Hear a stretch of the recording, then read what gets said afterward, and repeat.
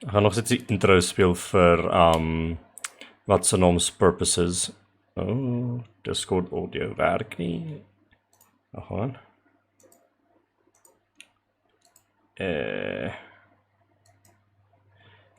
Ga jy check. Discord audio. Where is it? Oh, I found it. Wait, did I? I don't think I did. Oh, there it is. Wait, say something. It's not working.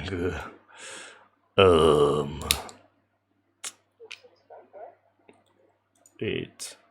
Zeg nou iets. Hallo? It is working. Nou vir die mix sound ene, wat vind van dit nie werk nie. Large City 1 hour loop. That one. Oh.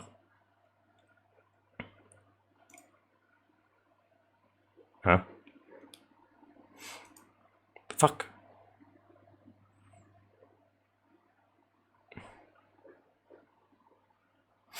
Nu komt het nou niet werk nie.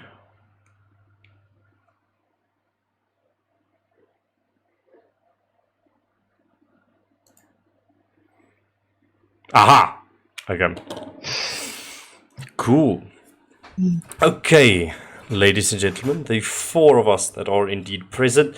I have a little bit of a session prepared for you guys, so yeah, we'll still have fun nonetheless, and maybe we can kindle some friendships between those who are present, but that is hoped to be seen. Fuck you all.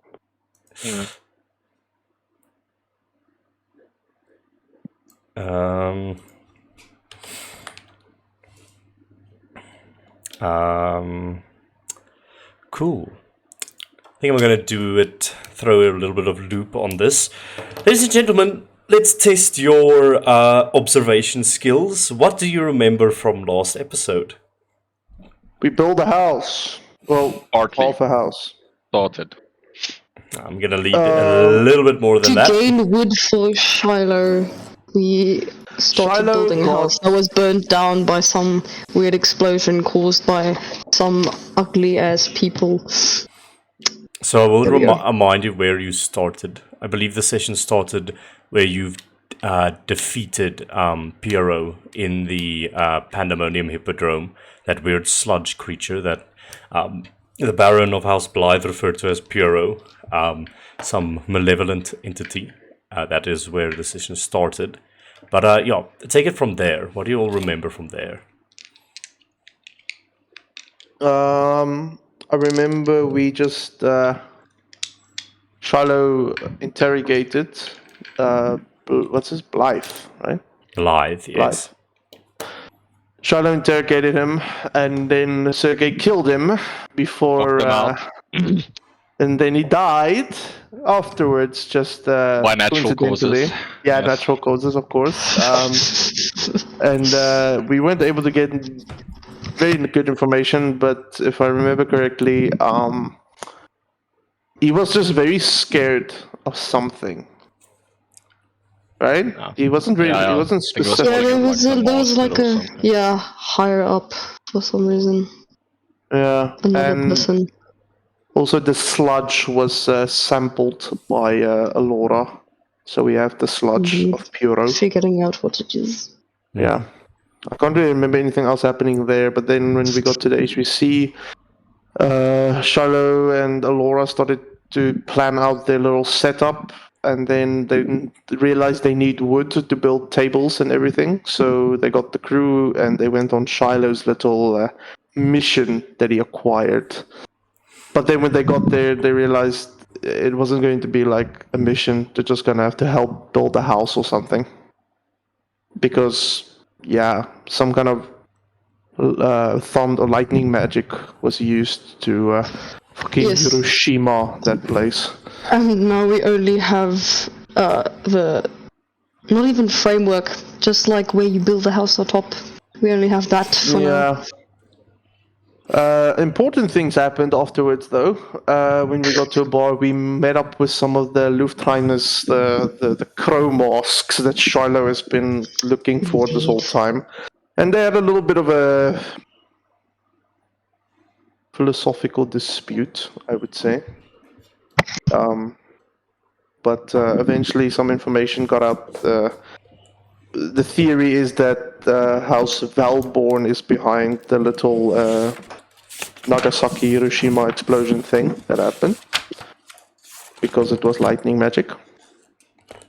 And also we discovered that this clockmaker, whose name we found on a parchment with like a drawing of some kind of the fucking kettle or what? The boiler, not the kettle, the boiler. Der Kessel. What is the leader of the Crow Masks of the Luftheiners. So that's fun and good to know. Another connection. That's about it. Okay. With that, in Dahlia's inn, this little halfling woman that welcomed you, saying thanks for the effort that you put in to helping repair this area. Be it for whatever reason, she was happy to take you in for, I think it was like 2 silver pieces for each of you, which Solon paid, I believe. This sort of... That's okay. He's gonna forget next time. You remember Dahlia as this middle-aged halfling woman. I would say she had... We'll call it she had just like short-ish, dark brown hair. You could see a few age marks on her face. But the most interesting thing about her is that she walks on stilts to make herself a little bit taller. And you could see her through the tavern waiting on people doing her thing. But yeah, she welcomed you. And yeah, you all bedded down for the night after defeating Bureau and now finding yourself building a house as a little side quest to gain resources. You're doing this mission for Mr. Gimbal from Gimbal's Goods, who is sort of a proprietor of a not a workshop, but sort of, a workshop, but they also like sell building materials and things like that. The mission you are on was originally to check out what's up with the lumber mill that is nearby this area that you find yourselves in now, as the supplies have been very slow to none at all arriving at Gimbal's Goods. And the reason you discovered for that was that the proprietor of the lumber mill, the chief there, he was donating his lumber in order to rebuild this area of the Outer Copper District after this devastation had happened to it. And you said you would help, but in exchange, you would like those supplies at that order to be filled so that you can gain favor with Mr. Gimbal. But nonetheless, you all bed down for the night. But before we take a long rest, Shiloh, I'd like you to roll a d8, please. D8. Interesting. Also known as a day. That's an 8. Natural 8. Okay. As you find yourself in your shutdown mode, somewhere during the night, you can't really tell at which hour exactly, you become unaware of your surroundings. That Sentinel's Rest that you usually have, where you're able to see everything, even though you're powered down, you disappear into your own thought, into your own mind. Darkness covers your vision. Then it feels like you're submerged in a liquid. You feel, or rather you hear, bubbles popping and fluttering around you. They come from below and they graze your skin lightly so that you can feel it. And your eyes blink, open tiredly. And what you see is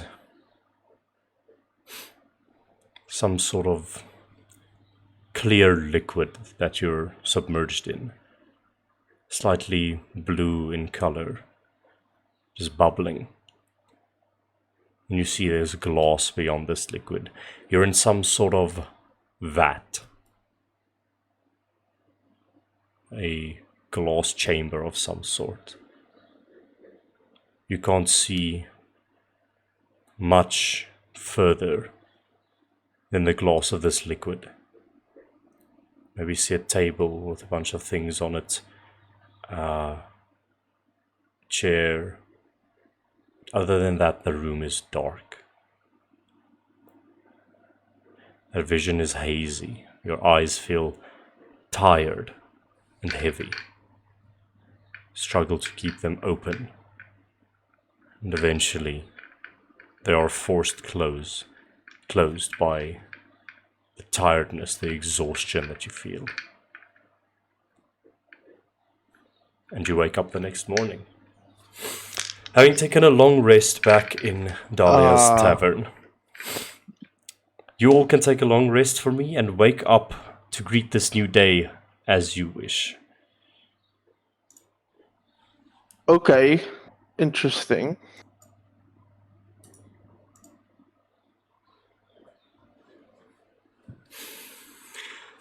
You have your day's tasks ahead of you. What are you all doing as you wake up? I guess Shiloh's already very early downstairs, waiting for the rest of the group. Silas would also be up early. So you two are sort of sitting at one of the tables. This is not a two-story tavern. It is a one-story tavern. It is a bit run down, but it has its charm to it. And you're sitting around a round table. Miss Dahlia comes walking up. You hear the clacking of the wooden stilts that she's standing on. Oh, good morning. You are up quite early. I'm also sort of waking up myself right now. I'm sorry, the place is a bit of a mess after the pleasantries of last night. Shall I prepare that breakfast that I've promised you? That is included in your price for the rooms? Shiloh just looks at Silas. As if to ask, do you want breakfast? Because I ain't gonna get breakfast. Well, I think our friends would appreciate a breakfast when they wake up. Yeah, I think the friends that are coming down soon would love some. Right. Yes, please. Right. Is that including you too? And are you looking at me? Yes. Very well then. For me, no, actually, but like for do you want Charlo? I'm fine, thank you. Okay. Yeah, we're fine, but the rest would love. Very well then. That should be for breakfast. I'll have them out in a jiffy. And she walks over. Thanks. I know why I don't want to eat breakfast, but I fail to understand why you wouldn't take that offer. Oh, I'm not a breakfast guy. I don't eat breakfast much. I'm more of like a brunch person. Brunch, so Or like just lunch. Yeah, not much of a breakfast person. I get nauseous in the mornings, so I can't really eat in the morning. alright. Yeah. And Charlotte stays quiet, making things very awkward. Yeah, yeah. Silas is also quiet, he doesn't know what to say, so he's just like swinging his arms back and forth and like... Yeah, Charlotte looks quite comfortable with the silence. He doesn't recognize how awkward it is, though. He just stares into the wall. Like in the silence, you just hear Sergei snoring in the corner of the room since he passed out, slumped over a table, drinking too much last night. Oh, look who it is! I think Silas is gonna go to Sergei and just like pat him on the head. Oi, Sergei. What? Good morning. We are getting another round. What? What? No. It's the morning after. Actually. Oh, it explains why it's so bright. Oh, Yeah. Breakfast? oh yes, please. Sure. His eyes Okay, should cool. open. It's on its way. You smell Don't fall the asleep scent again, probably. and you hear the sounds of sizzling, fatty bacon that just wafts through the air. It is just, Needs to come faster. It'll come. Don't worry, bro. I drag a chair towards their table to go sit with them. I'm gonna see where the rest is. I'll be right back, guys. Yeah, sounds like a good idea. as you do that, I would say that Solon comes walking into the room, and he just sort of like greets everyone with a hand wave and goes to sit by your table. I don't want to. Good morning, and he'll just go and sit there.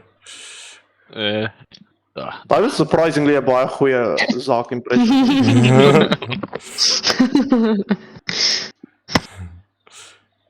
Silas just like nods. No, Silas, Shiloh. I mean Shiloh. Bruh. Silas. Okay, too. Yes, let's play each other's character.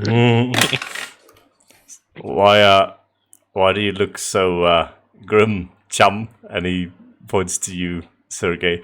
I think I know the reason, but I'd like to hear it from your mouth. Well, it seemed like a good choice at the time, but He doesn't have a mouth. That's something I've been just sharp to look at.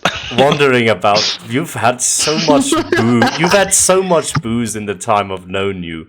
How do you drink it? I've never actually actively looked at you while you are drinking booze. How does that work? Yes, that is actually a very good question. And how do you eat? Do you want to take a look? And I go towards Shiloh, and my jaw starts opening, and I go very close to his face. Shiloh doesn't flinch, he just stares into your jaws. Interesting. Oh. It just touches your metallic teeth. What does he see? Or is it just Yeah, what do I see exactly? I think, so there's the two tubes that like go into his jaw. So I think like you see the tubes go a bit further down, like down into his throat, but then also space for like food or like liquid contents to also go down into his throat. But yeah, I don't know. I'm not sure if I think it'll be a bit stained at this point since I don't know, doesn't actually clean it, so there might be a bit. It smells very much like alcohol. oof? I have to say, whoever created these augments, I must meet him sometime. It is quite a technological marvel to see that You need to meet you him are- before me, because if I see him, he's dead. Interesting. Just remember to keep him alive just for a couple of seconds. It's Yes, we don't want it's interesting what happened to see how you're able yesterday. to. Not my fault he couldn't handle it. I mean, I think you are partially to blame. If I'm unconscious at the last of my ropes, gasping for breath, and I get a metal clawed hand to the face, I don't know. Even I probably won't survive that. And yet you also just stood there and didn't heal him or whatever with your religious magic. Okay, fair enough. I thought you knocked him out as well, but it seems that nobility are a bit more frail than Frail. they seem I agree. to portray themselves, at least. Oh. Now where's Oh, that? by the way, Silas went to get the others Okay, to wake them and everything, so yeah, he'll just come downstairs again yeah, after he is done. We'll cut from the scene, and I believe, did Alexander go to his room, or is he also somewhere beneath a table? I think he's probably also somewhere beneath the table. Okay, fair enough. So you walk up to Alora's room, Silas. What do you do there? Obviously, knock on the door. There's no answer for a bit. Laura? And then you just suddenly hear rambling about, and you hear the door swing open, and Laura's hair is just everywhere, and she looks like she hadn't slept a wink. Laura? Good morning. Am I late? No, not at all. Do you want to sleep for like 5 minutes more? No, it's alright. Right, well, breakfast is gonna be. Oh, not everyone, but breakfast is gonna be served soon. So if you want breakfast, get ready on your time, and find us downstairs. Yeah, I'll be there in like 10 minutes. I'll see you Yeah, then. go. Yeah, take your time. Right. And And he she walks closes to the the next door, and you hear rambling about you. He goes to the next.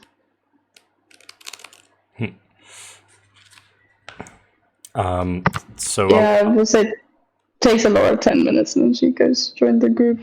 yeah, so we'll remind you, everyone that is here. I think Grant and Vox stayed behind at the HVC, so it's only you guys It's just here. looking for Alexander then.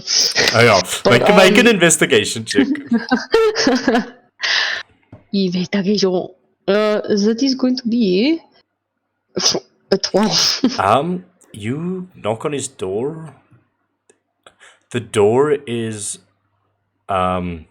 locked, and there's like no answer, but it's as if no one has been in this like room at all. I think perhaps the key is still in the door, but it doesn't seem like anyone's been in there for the whole night. You like open the door and see the bed is made, like there's nothing is out of place in this room. Yeah, he's definitely not been in here. Right. He locks the door and just takes the keys to give it to Thingy when he goes down. Diana, right? No, Dahlia. Dahlia. Since no one else is upstairs, he just goes downstairs. Oh, Sergey, I don't know where your brother is, but he might be in the midst of like chairs and tables right now because he's not in his room. I take a look around the tavern. Like he is big ass feet sticking out somewhere. First of all, you look around the tavern, below the tables and chairs where you'd expect him to be, and you don't find him there. But then your eyes trace up to a wooden chandelier, and he is sleeping fast asleep on top of the wooden chandelier. Bruh. You do not know how he got there. How did we go last night? What? What do you mean? Did you find him? Yeah, I just point Wait. outward. Oh shit. Dahlia comes walking into the room with.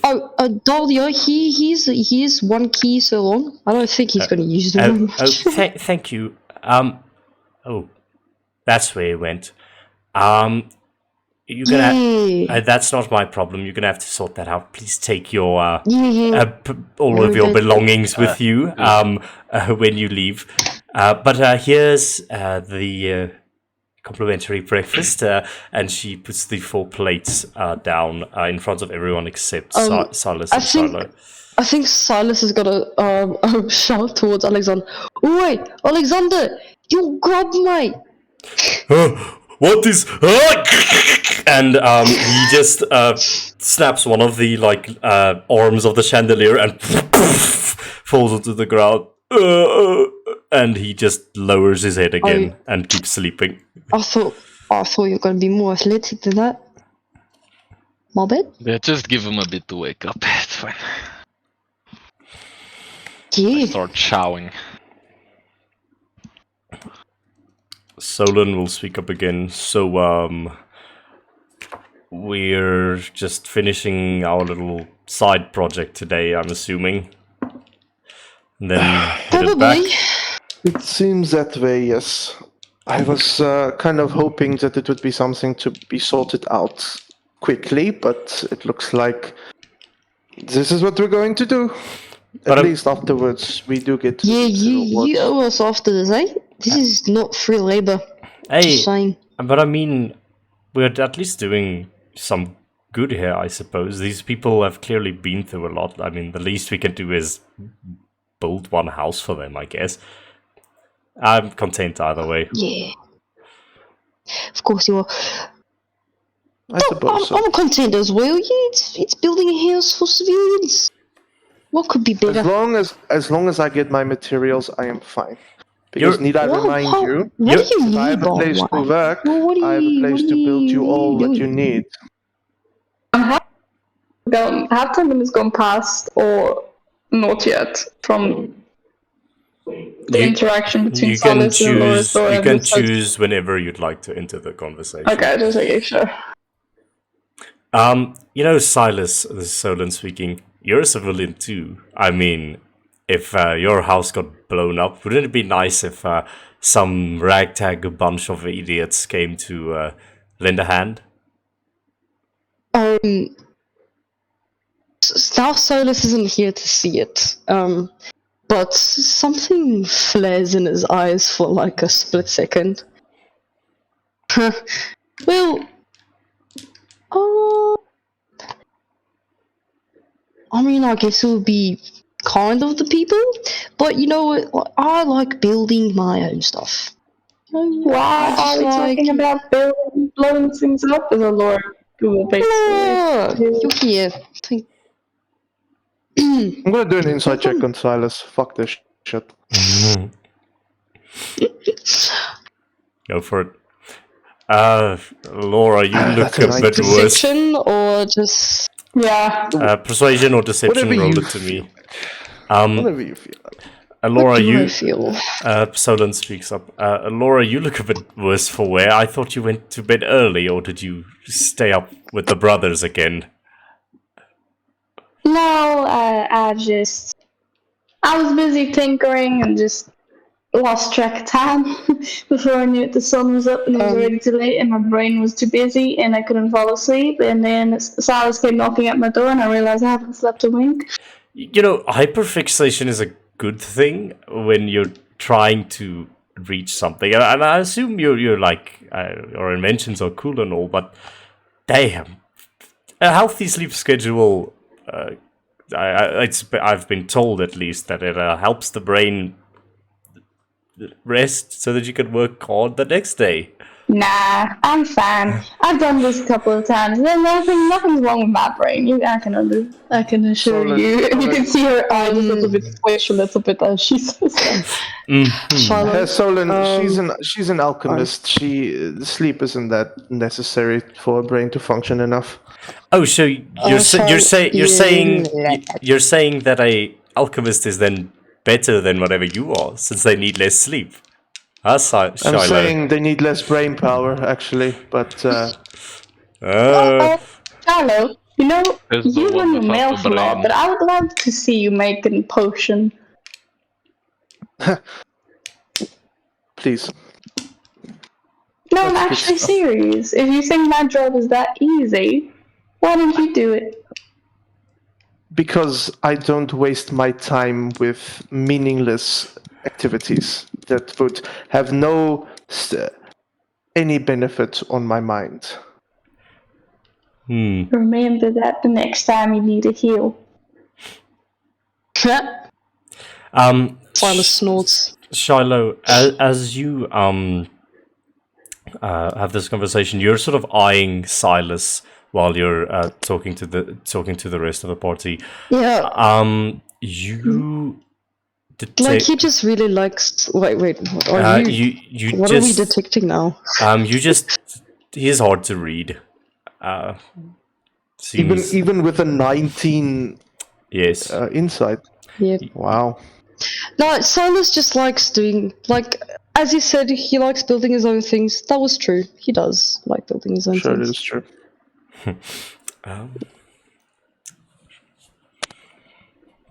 So that bacon was spot on. Just saying. I think we should get to our work. I mean, the quicker we I start, think so too. the quicker we can,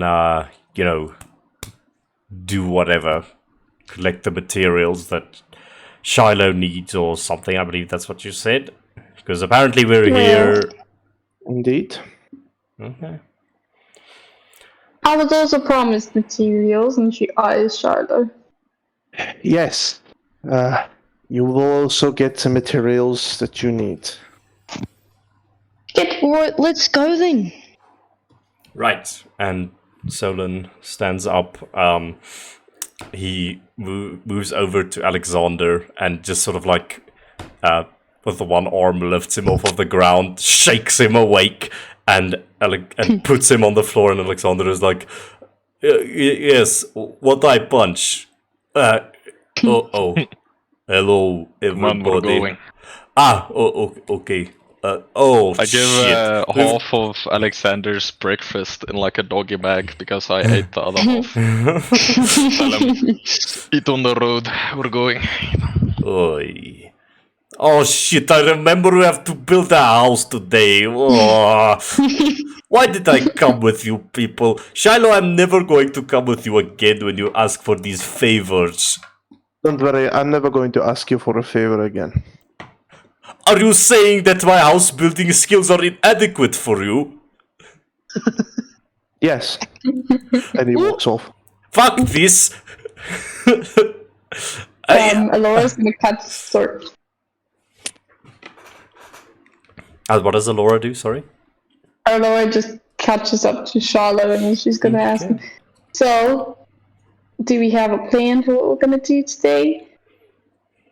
We are going to finish the house. That is all we have to do. We're not gonna... There will be no lollygagging.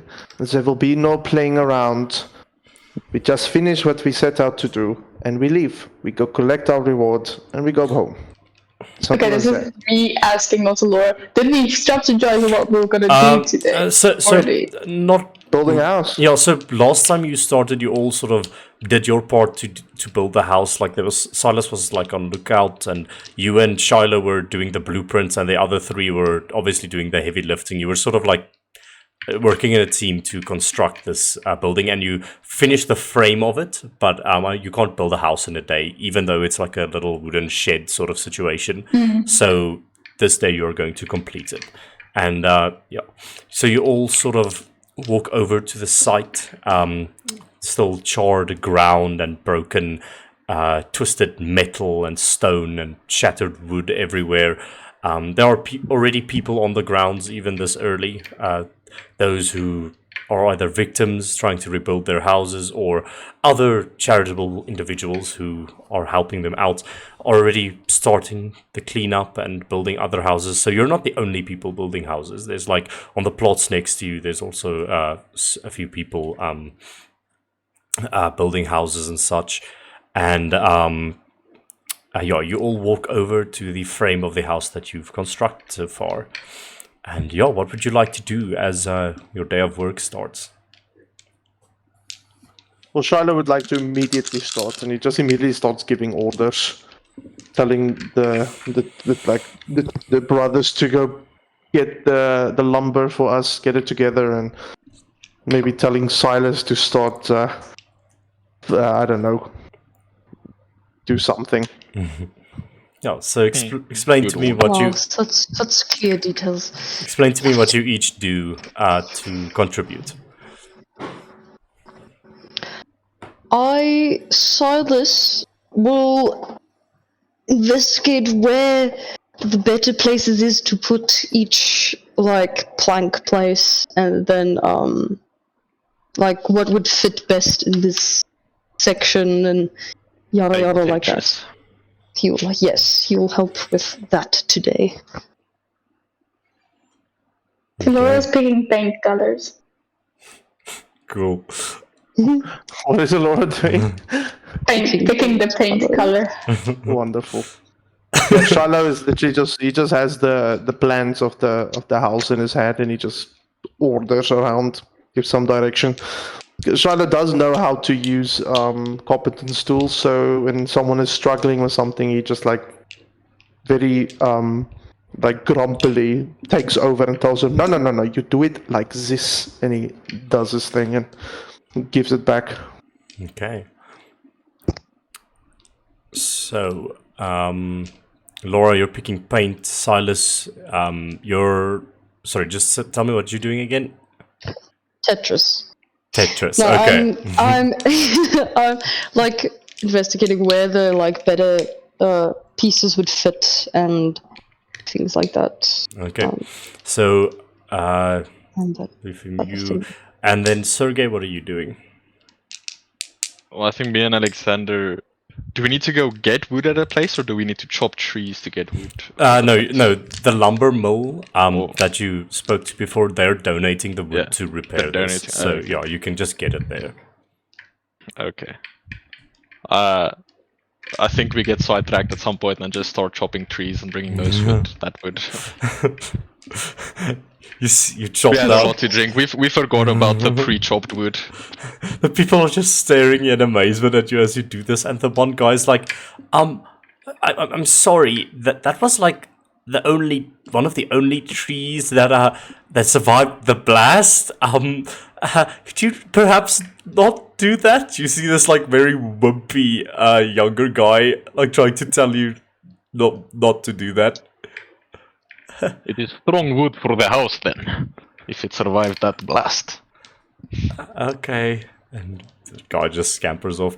Okay, so athletics check from Sergey. You can make it with advantage because Alexander is helping you. I'll make an athletics check for Solon, because he is also doing groundwork. Can Gidget help Solon?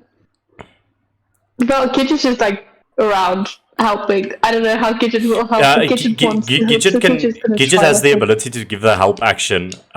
So you can choose someone to have advantage on their roll for the whole day. I'll give Solon advantage because I think Clockwork does the same. But I think Clockwork would actually just help me, to be honest. Gaan we straks even verder. Oké, dank u wel. Kom nou.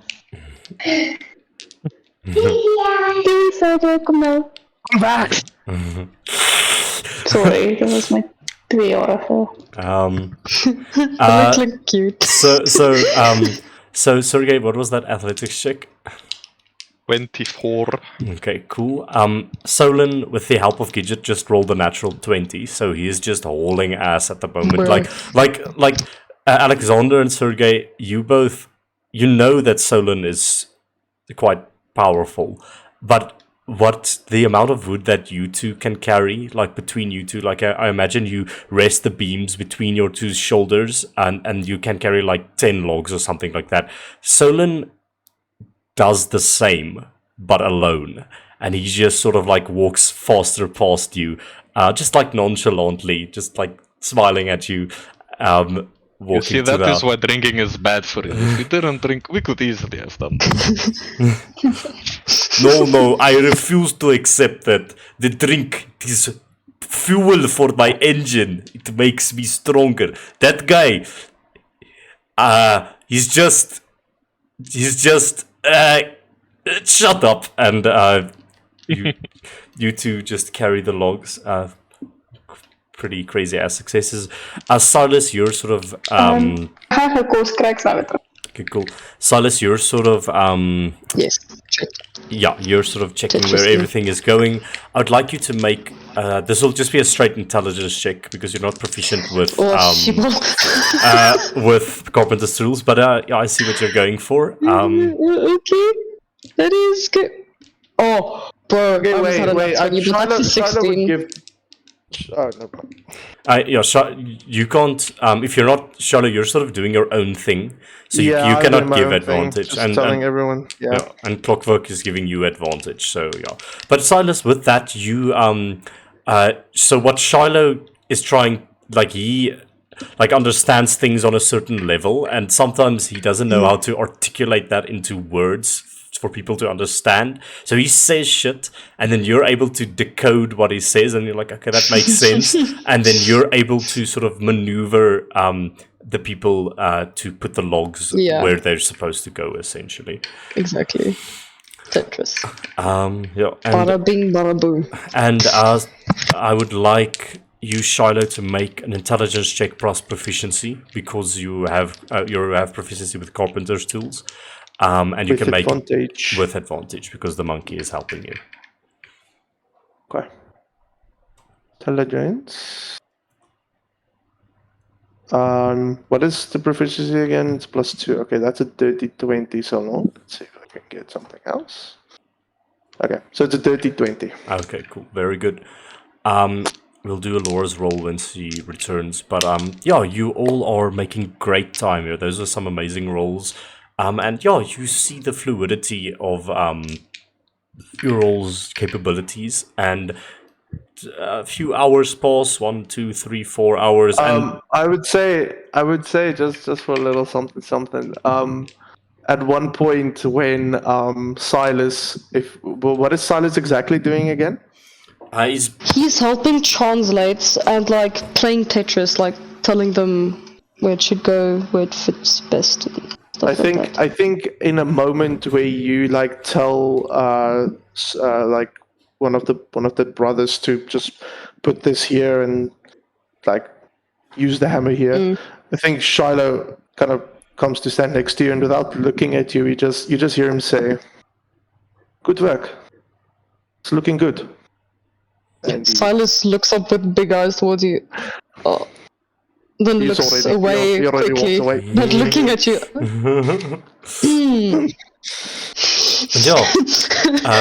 Silas is just standing there like, what was I doing? 1 hour, 2 hour, 3 hours, 4 pass, and the house is starting to look like a house. I'd say you're about just past halfway done. You've begun putting in the paneling for the walls on the first floors and things like that. It's looking pretty good. And yeah, this continues for some time. And I think Silas would, in the middle of it, just like go on a snack run and bring everyone back like something to eat, like, and like a water jug or something. I would say that as you're working, you hear a bell ringing, like a ting-a-ling-ling-ling-ling-ling, and you see all of the other workers look up, signaling some sort of lunch break. And it is in this time that you're able to go over and you see Dahlia, her inn is quite close. She has brought like a mobile food cart type of thing out. And she's just preparing like a staple meal to feed an army of workers, essentially, her and her little squad over there. And yeah, you're able to like get some things from her, like you. She's also like selling snacks and shit there, but that costs a bit extra. But yeah, you can have like a quick lunch meal and water or whatever you need from her. So yeah, you run over, get that, and yeah, I think for this moment you're all sort of taking a lunch break. You're sort of lounging on the piles of wood or broken stones or whatever, just taking 5 essentially. While you do this, anyone who is like eating lunch with each other now, Shiloh is sitting close to you, but you'll notice he's just like very quiet and he just glances at the food from time to time, but he doesn't say anything.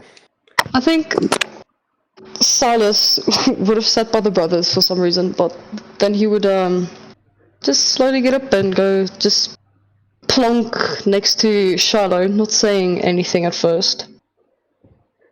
He would be just sitting there for a while. Good job.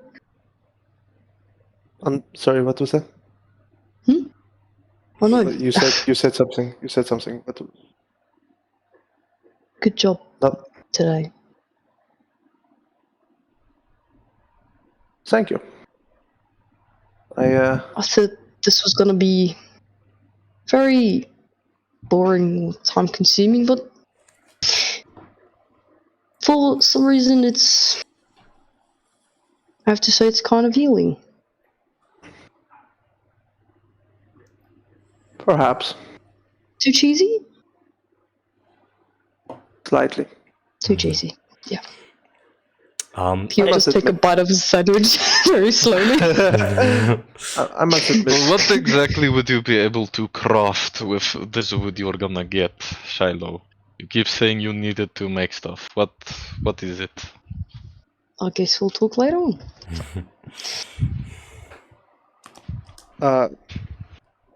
A table. What did you think I was gonna build another house? Something? Yeah, you keep saying you need the wood to build a table to craft our stuff. What is that stuff? I don't know. We'll get there when we get there. All I know is that I need a place to work. And to have a place to work, I need wood. And you can't just chop down a tree and get it, huh? No, I don't think I have the capacity. I don't think so either. Easy. Shiloh, I think Shiloh stands up, but before he stands up, maybe just as he stands up, just looks down at you, Silas, who's probably still sitting and eating, saying, "I haven't felt pride in a very long time, but looking at our work here today, I think maybe there's a tiny glimpse of it still in me." Silas gets a small grin on his face. He's not looking at Shiloh, he's eating a sandwich, but a small grin grows on his lips without saying anything. I think Shiloh with that just he does a little tour around the building, making sure everything is still in place before they continue building. Just letting everyone enjoy their meal. Can everyone make a perception check for me real quick? Okay. Duh. Perception. Oh, scheiße. Okay. That is a 12 from Herr Shiloh. That is a 10 from Silas. The 2 from me. Bruh. Oof. I need someone to see this. Alora, are you present?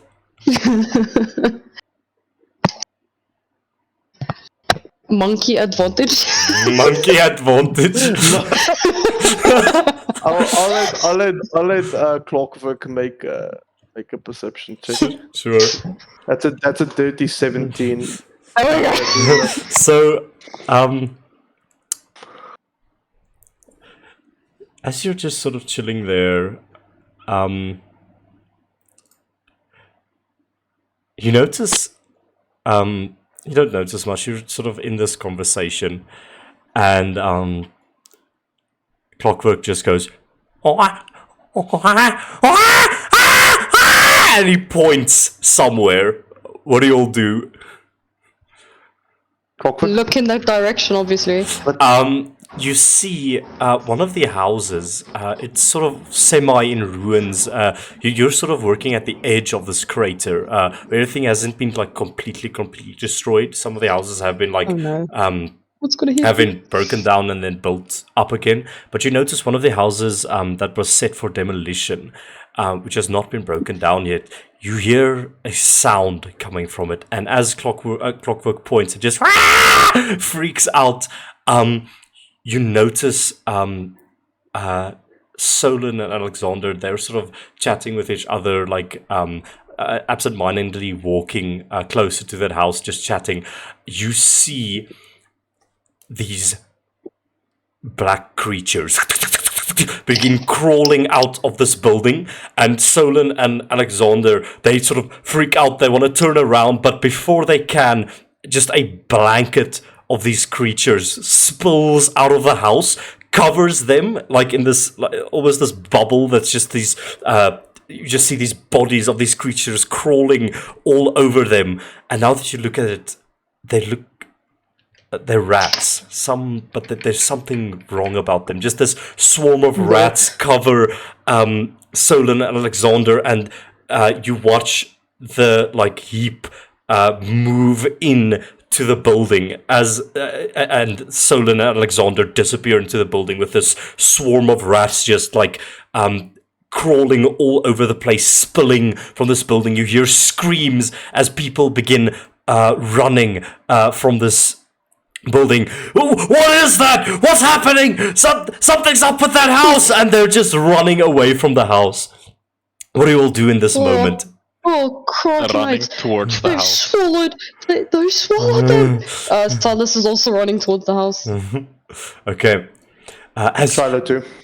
you all run up towards this house, and these rats are just crawling all over the place. And the moment you run in, step onto the premises, they all, their eyes blink up and all look in your direction, and they... I would like you all to roll initiative, please. Oh, shit. Wonderful, we're fighting rats again. That's nice. Taste control. Oh, it's... Building houses to pest control. We are handymen. It is not very good.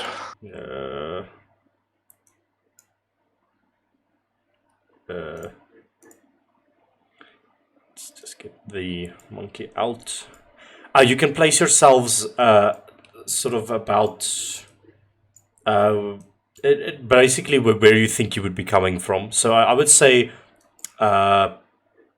just give us more space. Let's say you're coming from this direction. You can place yourselves sort of like semi where you think you'd be at in this moment. Just to get it. You can also place your familiars. Where's the entrance? Like, where did they get swallowed? I would say you noticed them. They were walking here. The rats and things came crawling out of the windows. Like you can see windows here. After they grabbed them, they went around the house and they sort of disappeared around the house. So yeah, right now you're unsure where the entrance is, but you assume there might be one over there. They sort of went around this side. And as this happens, all of the rats look up at you. They screech horribly, and you can immediately tell something is wrong with them. But in this moment, this adrenaline pumping, you can't really tell what that is. Oh shit, what is that? Oh, look at their eyes, look at their eyes. Well, it seems to be rats, but obviously Obviously, rabid rats, more like it. Ugh, I don't want to go there. I would just like to note, spellcasters in the group, I just want to do this going forward. If you're casting a spell, please, you can explain to me how it looks and everything, but please tell me in your description what you're casting, just so that we can be on the same level.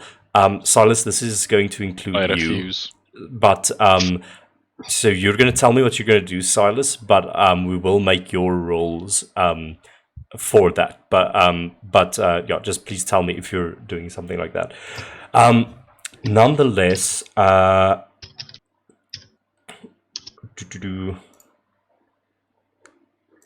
just get these things in order. Rat 1. Rat. By the way, these are just swarms of rats. They're not. It's not like a single big ass rat. Just remove these things. Gone, Laura, Green. Okay, so we got Silas, Laura, Sergey, Shiloh, and then the rats in the kitchen. I'm back. Okay. So we Laura. are fighting rats. So Laura, what happened was you all took a lunch break after the house was built. You took some pride in the structure that you've built so far. And while having this lunch break, Miss Dahlia gave food to all of the other workers. There was a bell that rang, and everyone took their lunch break. And then Solon and Alexander were sort of absent-mindedly walking, and talking to each other, but they were walking close by a building that was not completely destroyed, ruins of a building. And Clockwork saw this, and he began monkey screeching and pointing in that direction, and you all immediately looked over as just a blanket, a carpet of rats just spewed out of this house's windows, ran towards them. They tried to escape, but the rats just covered them up completely and began dragging them inside this house, essentially, and they disappeared. And you all ran to the scene, attempting to save them. And as you got there, all of these rabid rats, their heads perked up, and they all looked at you and screeched this horrible, devilish screech. You could immediately tell something was wrong with these rats, but right now, in the heat of battle, you're unable to specifically tell what that is. Where's Squidlex when you need him? Anyway. Okay. Oh, hello. These rats' initiative is insane. They've got +0 on their decks, but they rolled like crazy. Silas, what is your initiative? It's a 14. 14. Alora, your initiative? That is 11. 11. Sergey? 3. 3. Shiloh? 7. 7. Okay. Yes, you guys rolled like shit. This makes sense actually. You intruded on their terrain. The rats perk up and they immediately start rushing you. All the rats basically go before you. So the rat swarm number 1 goes completely engulfs you almost, Silas, running around you, trying to scurry up your legs, and they are going to make a bite attack against you with a 19 to hit. Oh my god. You just feel these bites all across your body as you take 7 points of piercing damage as they're just biting into you from all directions. Sergey, this rat swarm just surges towards you and is going to attack you with a 10 to hit. Messes. You just like bicycle kick a bunch of rats and they go flying, and in this moment they're unable to get on top of you in order to bite you. The next rat swarm is going to move over. By the way, Alora, you can sort of place yourself if you'd like and where Gidget would be, if he's on top of you or not. But this rat swarm is going to scurry around Sergey and go for you, Alora, with an 11 to hit you. Misses. They just scurry up, and I think you just like stamp on them and try and get them away from you, and they're unable to bite you in this moment. After that, Silas, it is your turn. Goodness. I think Silas would just take his sword and then swing violently side to side. Okay, go for it. And it is, wait, do I get, the other thing? What other thing? Say the name, it's fine. No. The secret's No for saying the name, that or is- no that you don't care. 20. 20 to hit. 20 is going to hit.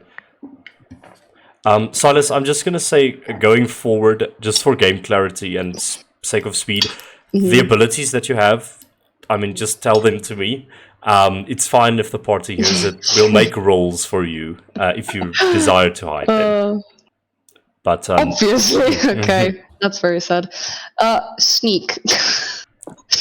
okay, yeah, you That's what I... would not get sneak attack on these rats. Yeah, because obviously. That's 11 points of damage, though. 11 points of damage. You go slashing through the rats. You cut a few of them in half. But this is a big rat swarm, and you notice that the slashing damage is not as effective as you would like, because it's a bunch of rats. It's going to take a lot to kill all of them. What?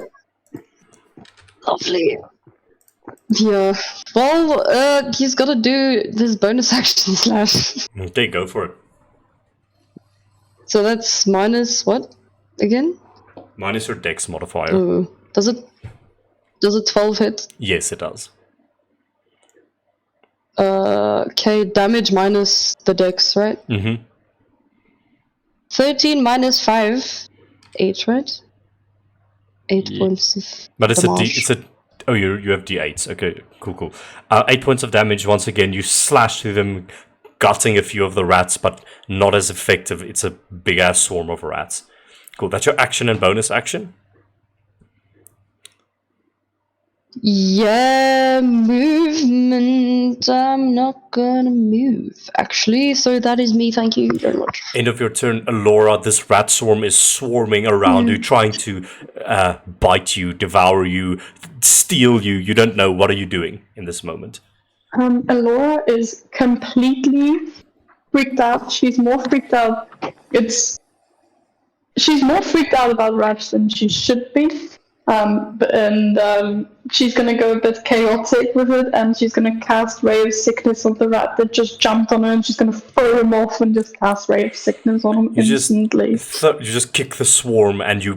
How does your ray of sickness materialize as you blast into the swarm of rats? You know, that's a very interesting. I think it's just once again a vial that she has that she shakes and then pops out open, and then it just kind of all that energy releases out from that small vase that she put it in. For small vial. Okay, is this an attack roll? Yes. You will have disadvantage on this. You'll have disadvantage on this attack roll. Well, I got a nat 20, so for 26, but then it was a 21 the next roll. Okay, cool. The 21 hits. Up next is Shiloh, by the way. And it's also poisoned. Poison damage. Wait, I already made sure. We need to make a con save, sorry. First. A con save, okay. So how much damage does the rat swarm take? He takes... Sorry, I'm on my phone. He takes 3 points of poison damage. Okay. Then make a con save. Horrible. They got a 1. Yeah, no, he is poisoned until the end. Okay, so that's disadvantage on ability checks and attack rolls, I believe. Yeah. Where's the poison thing? Cool. That one is poisoned. That is your action. You know, that's a good question. I don't think I have anything I would want to use. Bonus action, yeah. Yeah, no, that's fine for now. I'm done. Okay, end of that turn. You just all hear Laura freaking out. There, Shiloh, as you see this carpet of rats approaching, what are you doing? Sergei is on deck. I think Shiloh just keeps an eye out for. Let me just get the map open. So we're looking for our friends that was just devoured by. Oh, but we're outside. I'm realizing we're outside the window. Mm-hmm. So I think Shiloh just he starts shooting. I think he will shoot for the poisoned rats that's trying to attack Laura now. Okay, cool, go for it. Yeah, Laura. Let's see if I can finally. And you know what? You guys just see Shiloh just flick a switch on his gun, and he's just switched it to lethal. It's no longer on stun. Okay. It's a roll to hit. I can't. I just literally I can't. Shiloh just doesn't know how to shoot a fucking gun. Wait, I think I can extend an olive branch to you. Let me just check real quick. Okay, no, never mind. 7, unfortunately, is going to miss. You fire it into the rats. I think you hit a few rats, but the bullet, it's so thin that the amount of rats that you kill with it is inconsequential to the rat swarm in a whole. So you just fire into a swarm of rats, and it just consumes the bullet. Scheiße. And I think Shiloh missing yet again with his gun. Clockwork just looks up at him, and if Clockwork could smirk, he would have. And Shiloh also just stares at them and says, "Well, go on." And I'm going to use my bonus action to command Clockwork to use his little attacky thingy. What is it called? Force Strike. Force Strike. Okay. Okay, I can roll to it again. It's a nat 20. Okay, roll that damage. 2d4. Let's go. Yeah, See. would be 2d4 plus your intelligence. Yeah. Yeah. 2d4 plus my intelligence. My intelligence is 3 plus Yes. 3, Yeah. so it's 2d4 plus 3. So you guys just see like Porkcook's almost smirking at Shiloh, and then almost looking to one up Shiloh to make him feel bad. His jaw just unhinges like, and like a beam of turquoise energy just like, and just shoots into the same swarm of rats, and they take 8 points of damage. Okay, 8 points of damage. Force damage. Blast into it. A bunch of rats go flying, and as they fly through the air, they just disintegrate with this turquoise light that the force strike hit them with, dealing a significant amount of damage. Is that the end of your turn? I just need to go clean up the kitchen quickly. But for my next turn, just use my action as blunderbuss and bonus action as Gidget's force blow. But Okay. I just need to go clean up the kitchen, then I'll be back with and be here the rest of the session. Okay, cool. I think Clockwork. I think Shiloh after Clockwork just like makes Shiloh feel like an idiot. So it just goes. It just makes this noise with his, or doesn't make a noise. He just says something in German, telling Clockwork to go over there, and he orders Clockwork to just move to Silas, giving Silas some advantages. Okay. Wait, where's the blocks? I'll just- Zoom a bit in, you see them. 5, 10, 18. Just moves to here to give Silas some advantage. Silas the monkey lands there, harrying the rats, just being generally annoying behind them. Cool. Sergey, rats are swarming all around you. What are you doing? Sergey is gonna bonus action rage, Okay. and choose the form of the legs. Okay. And he's gonna look to the rest and say, "You guys got this. I'm going after Alexander and Solon." And he's gonna rush straight forward and attempt to dive through the window Okay.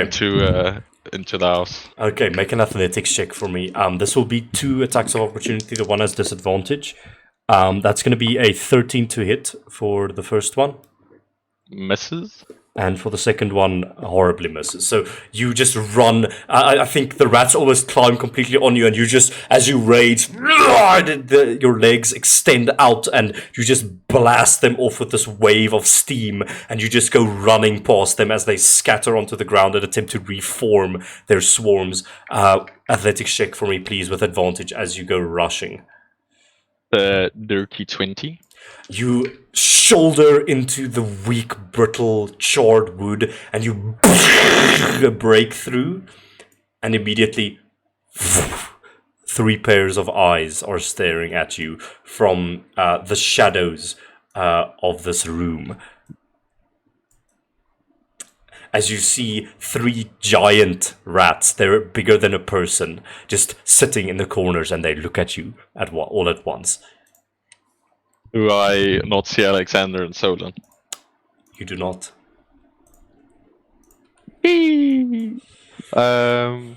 Okay. Okay, wait, let me just. Yeah, so I get. That was 20 feet of movement. So if I go. Okay, if I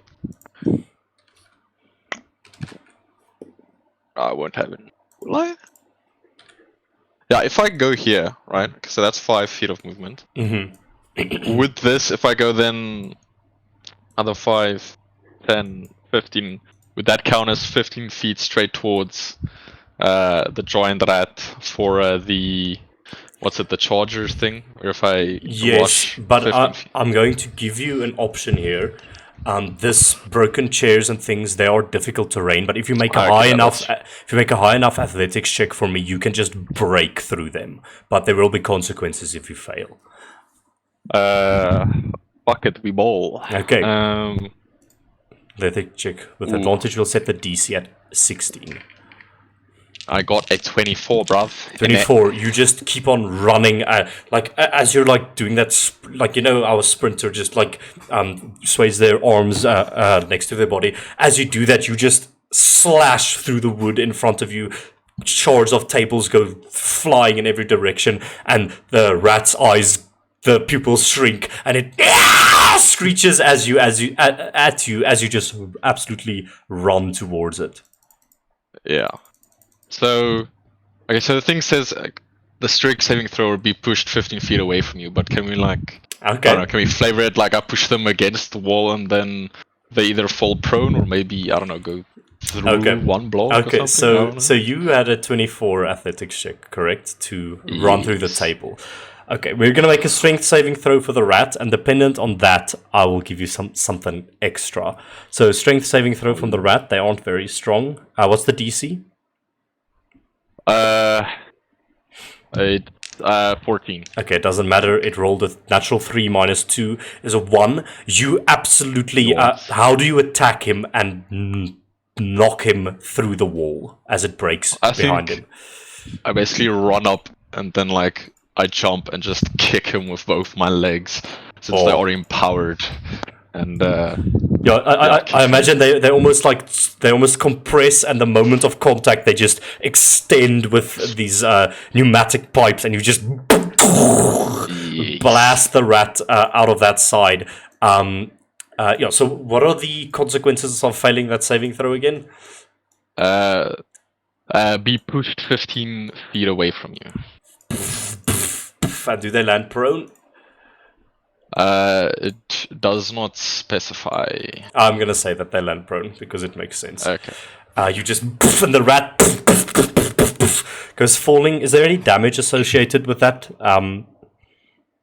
Also does not specify. Just check what it says. Is it you make an attack and then knock him?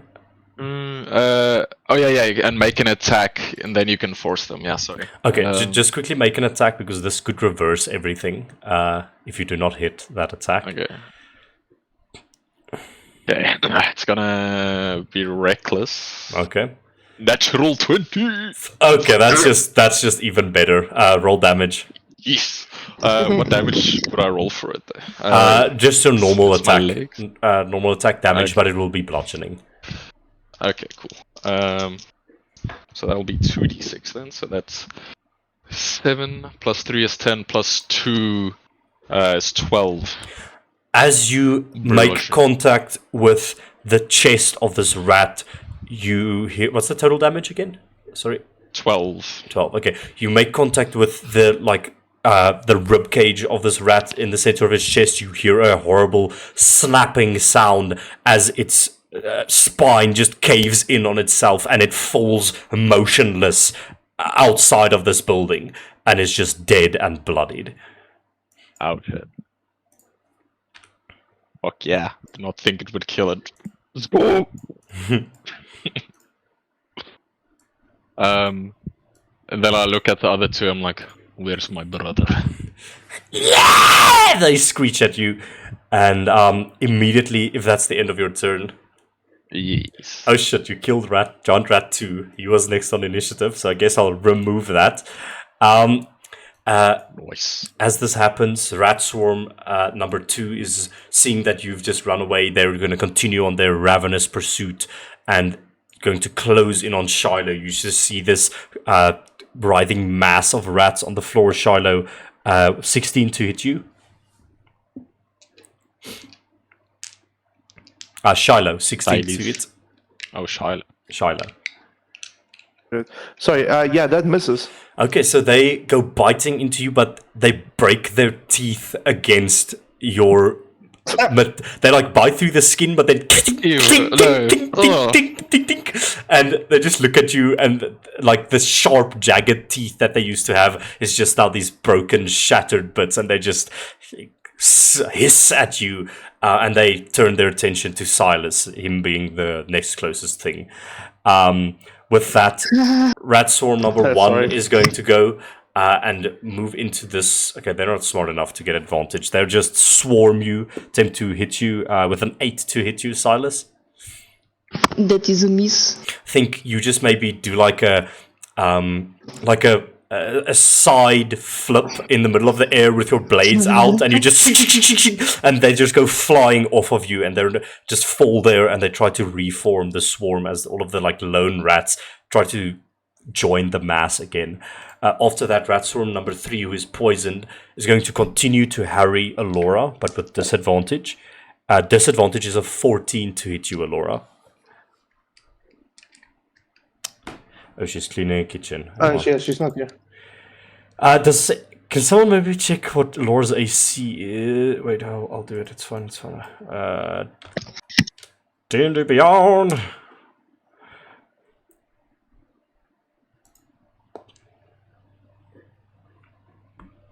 It is 16. Okay, so they go rushing up to Alora, and she's just like firing shots into the ground, and as she does that, it almost scares them away with the noise, and they don't get close to Alora. Even in their like poison delirious state, they don't want nothing to do with that. End of that. Silas, it is your turn with Alora on deck. Okay. The rat swarm. So the blades don't do much damage, right? So they're still going on fresh. Yes, the rat swarm number 1 is still looking pretty good. Alright, so Silas is quite annoyed, actually. He is not the biggest fan of rats, like rats that are like calm, just running. Yeah, they're cool, but this ain't his cup of show.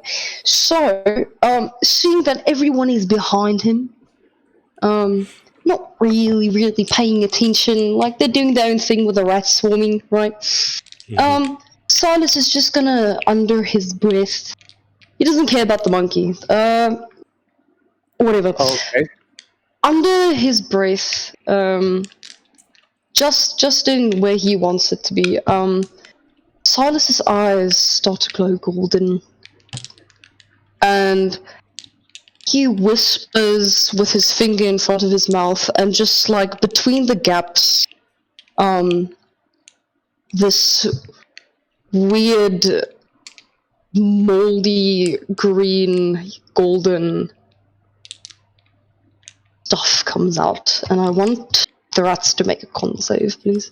What are you casting? Poison spray. Okay. Con save from the rat swarm. Horrible. A 9. Perfect. We'll get to that just now. Okay. It's not targeted towards the monkey. He's like just ignoring his presence. Okay. That's like all. But okay. He's not taking the. Oh, that's shit. Wow. That's 3 points of full. That's 3 points of poison.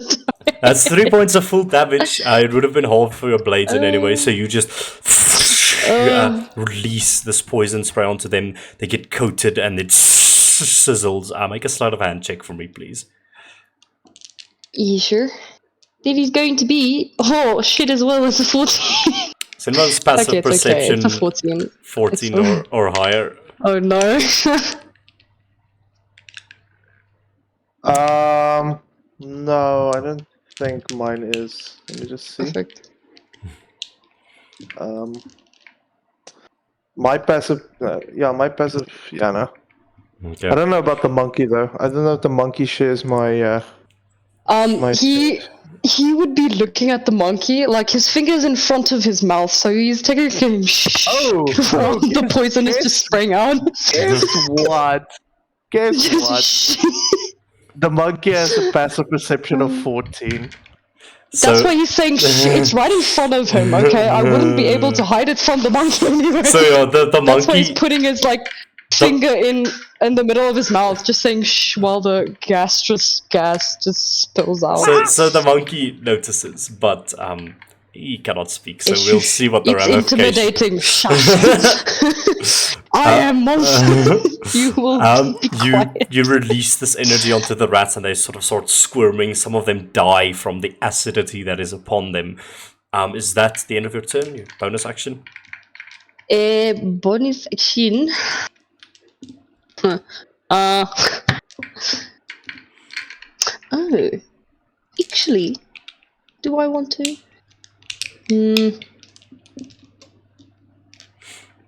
No, it's fine. You know what? I will stay there. I can't do a bonus action slash, right? No, you have to make an attack action to Slash, do that. yeah, no. Okay, then that is all he's doing. Thank you. Okay, cool. End of your turn, Laura brings out her blunderbuss and is going to be like, Blunderbussy. anyways, I start blasting. And she is going to, I think actually she'll step back from the rats to not have disadvantage, and they horribly miss with a 1. She is going to start blasting with her blunderbuss, and she's going to hit with a 20, dealing an obscene amount of damage. 14 points of piercing damage, which will be reduced to 7, as she just blasts with the crackle of the gunpowder exploding in her gun, goes through, and this bullet is like, in a moment of luck, it's perfectly aligned with like a bunch of rats, and you just hear as it like tearing flesh just goes through a bunch of them at one time, dealing 7 points of damage to Rat Swarm number 3. Most of Rat Swarm number 3's rats are basically dead. It's looking quite rough. And with that, she will command Gidget to also move over here. The Rat Swarm already used its reaction, so, and then Gidget is going to force blast this thing. And is going to hit, and now I just have to fish for a d4, dealing 8 points of force damage to it, just absolutely frying all of the rats in Rat Swarm number 3. He just, with the blunderbuss going through, you'll just see he just walk to the side, his tail opens up, and a bolt of energy fires towards it, and the rats just detonate and fly and lie dead on the ground, just sizzling with the heat from the blast. That will be her turn. The end of that, Sergei, as you say, where's my brother? This rat that's sort of been hiding in the top corner of this room just jumps out at you and is going to make an attack. He's going to make a bite attack against you with a natural 20, and it jumps on your back and bites into your neck, drawing quite the amount of blood indeed, as you take not that much damage. That's going to be 5 points of piercing damage reduced to 2, as it just bites into you and like tries to rip flesh from your neck. The end of that, Shiloh, it is your turn. Okay. We shoot. Charlotte shoots at the rat in front of him. Okay, you will have disadvantage on this because they are right beside you. So if I move, I don't have disadvantage. Yes, you have to be 5 feet away from something to not have disadvantage with ranged attacks. You know what? How heavy would you say these rats are, like, in their pile? Not terribly heavy. I can't give you an exact number. How many pounds? Okay. Would you say maybe 1 to 5 pounds? Average rat weight. Yeah, Google. Also Google. In LBS. Average rat weight is 1 pound. So no. You could pick up a few of them, but this is like... How many are there? Like 50 in this swarm. Oh, okay. Okay. In that case, because I was about to catapult their asses away, but I think what I will do though, maybe I'll just slice. Okay. Just put my gun, noticing that I'm absolutely useless with a gun, put the gun away and just like both my hands turn into blades. Okay. And go for it. We slice with 21 to hit. That hits. So the first one is 6 points of slashing damage. 6 points of slashing damage, reduced to 3. As you slash through them, you do kill a bunch of them, but you notice that it's not as effective as you would like. Bonus action, force damage from my monkey. It's gonna shoot at the rat in front of him. Okay. So that is a natural 1. and you just Shiloh just like looks at Clockwork and also smirks, just also being like, yeah. That is my turn. End of your turn, Sergey.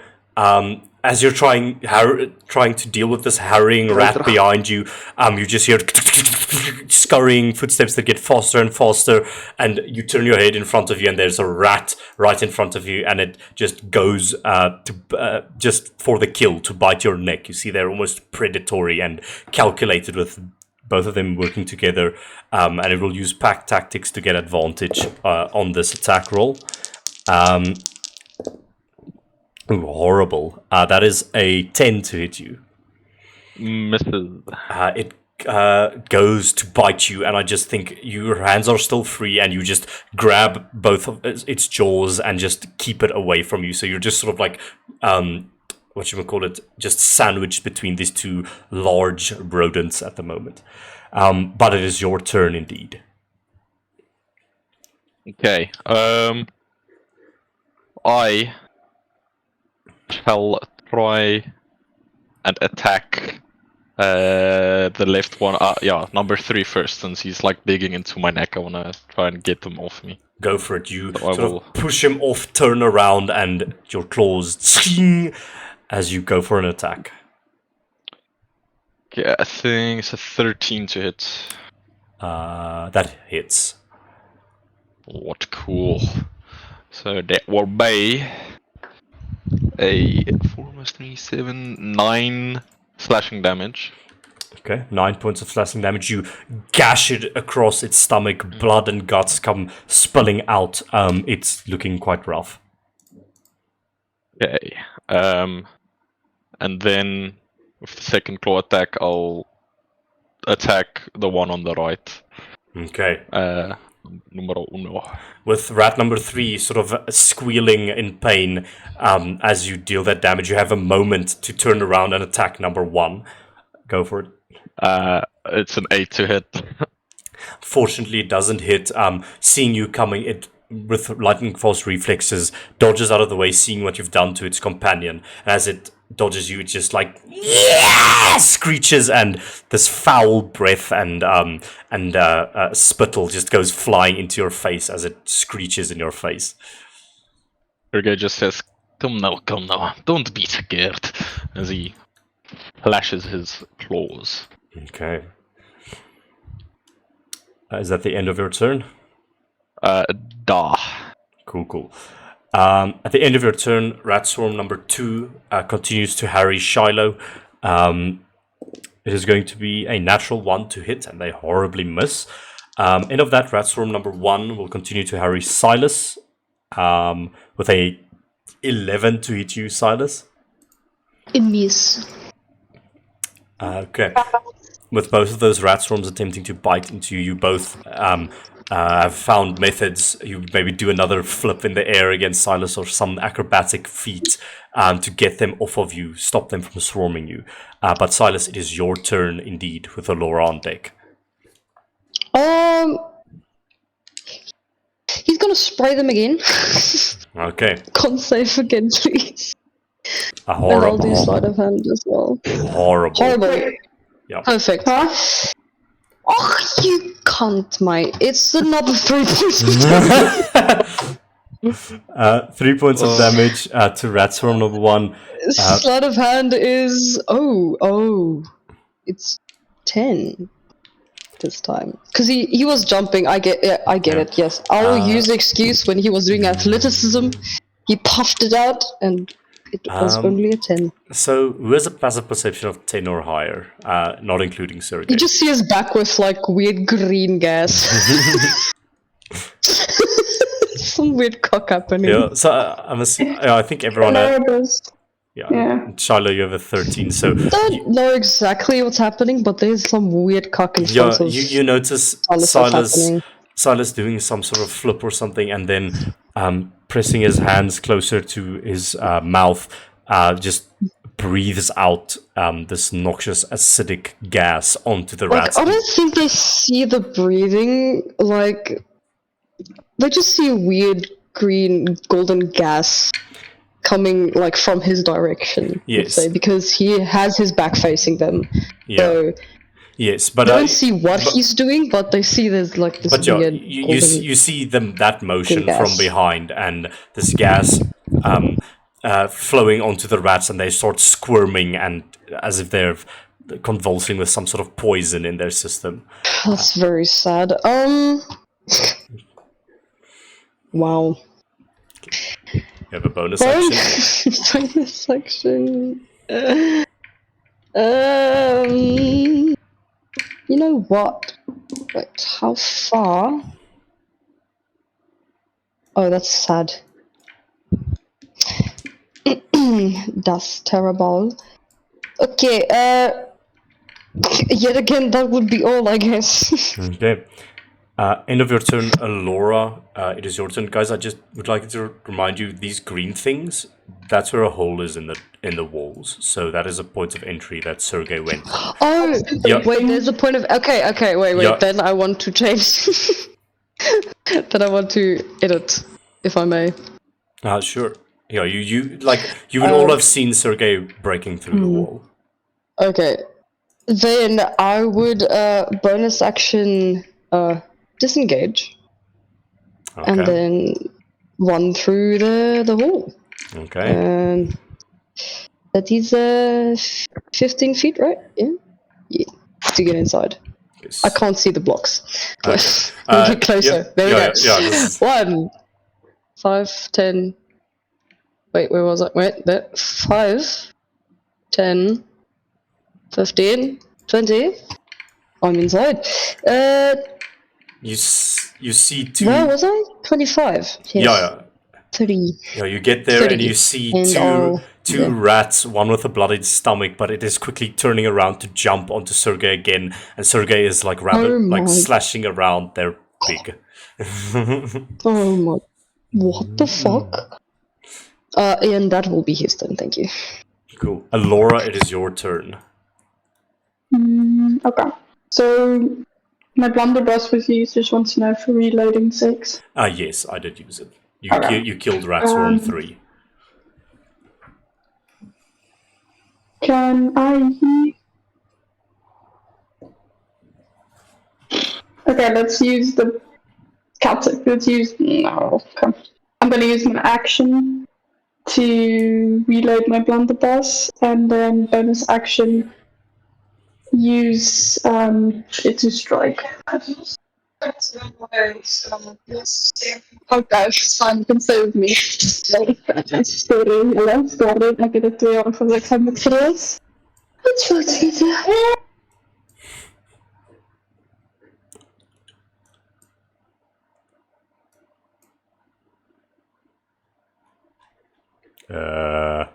I think man down. The 2-year-old was down. The 2-year-old was crying. She needs to take care of them. I think I don't know. Let's just wait for. Probably gonna. Yeah, she needs to I think Jane is probably gonna shield. shoot Shiloh. Yeah, I think that's what she wanted to do. Yeah. Shoot suit for Silo. I'm just gonna say that Gidget will force blast. I do use the force blast. Okay. So we'll have him force blast number 2. Gidget's tail opens up once again and fires, definitely hitting with a natural 16. She was talking, yeah. Yes, you just quickly told me about the force blast. So it's going to be natural 16 to hit, so it's going to be 8 points of force damage to Ratsworm 2, dealing a quite the number to that rat swarm, and it looks pretty hurt as the bolt of energy explodes into them. A bunch of rats go flying. One dead rat corpse like hits against your goggles, Shiloh, and like awkwardly like squeaks off of it before landing on the ground. But at the end of that, Giant Rat 3 is going to go. Seeing that you are the imminent threat, Sergei, they're both trying to just take you down before moving attention to Silas. I think actually in this moment, Giant Rat 3 looks around, he's very hurt. He's going to use an action to disengage. Bitch. And he's going to... 1, 2, 3, 4, 5, 6... I want to... he can't run past me. He used disengage. Yes, he used an action to disengage and he runs by the hallway. Shiloh, it is your turn.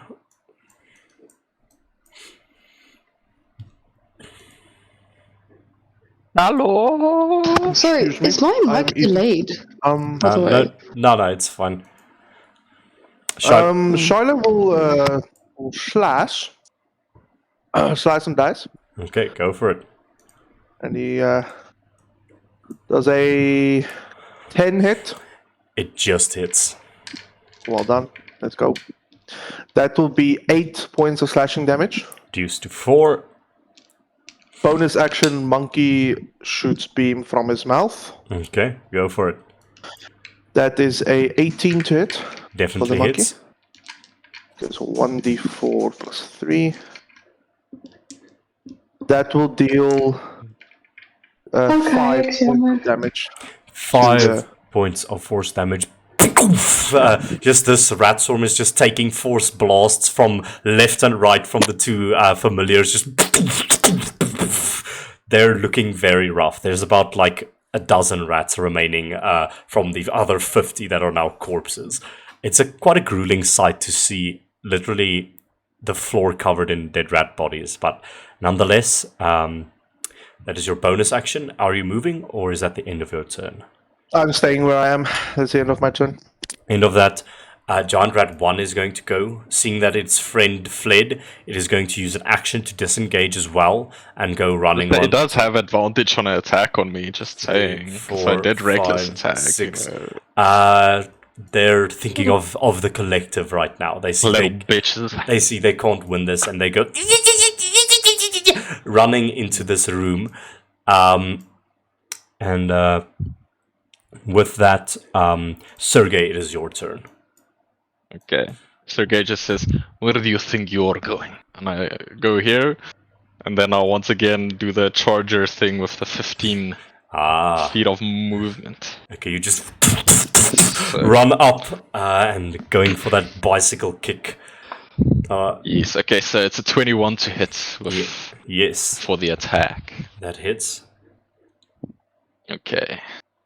So yeah, strength saving throw if they do survive, which I'm doubting at the moment. That would be 11. Yeah, if I'm kicking with my legs, it's gonna be 11 bludgeoning. Yes. You do indeed kill this rat, and as you kick him 15 feet, his bones just break, and he falls into this room, dead and lifeless. Alright. There's one attack. Yeah, and then I run up with my remaining movement. I'm just, so it was 15. Yeah, I run up to here with my remaining movement, and I just look at rat number 1. Just say, "Stop running." And now, Can you even hear say that I sound? don't make another attack. It okay, sounded like. Whatever, good enough. And the rat just looks at you, snarls, and the end of that, rat swarm number 1. I'm gonna roll a d20. They turn and attack the monkey. They swarm him, and Does a 11 hit Clockwork, Shiloh? No, I don't think it does, actually. Let me just make sure.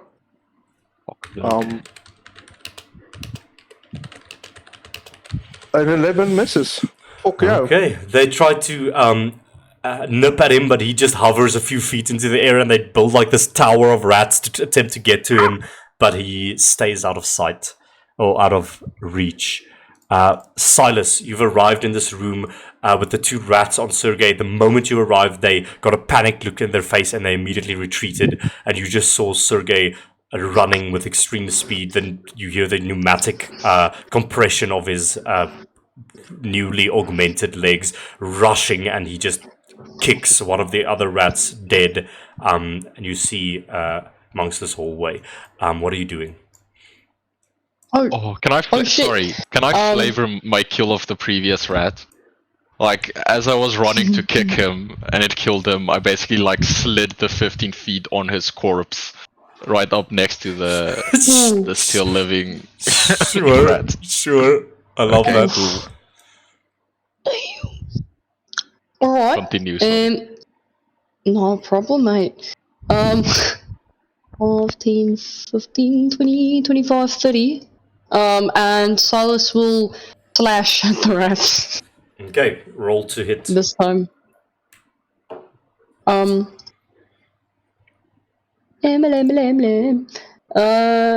This one.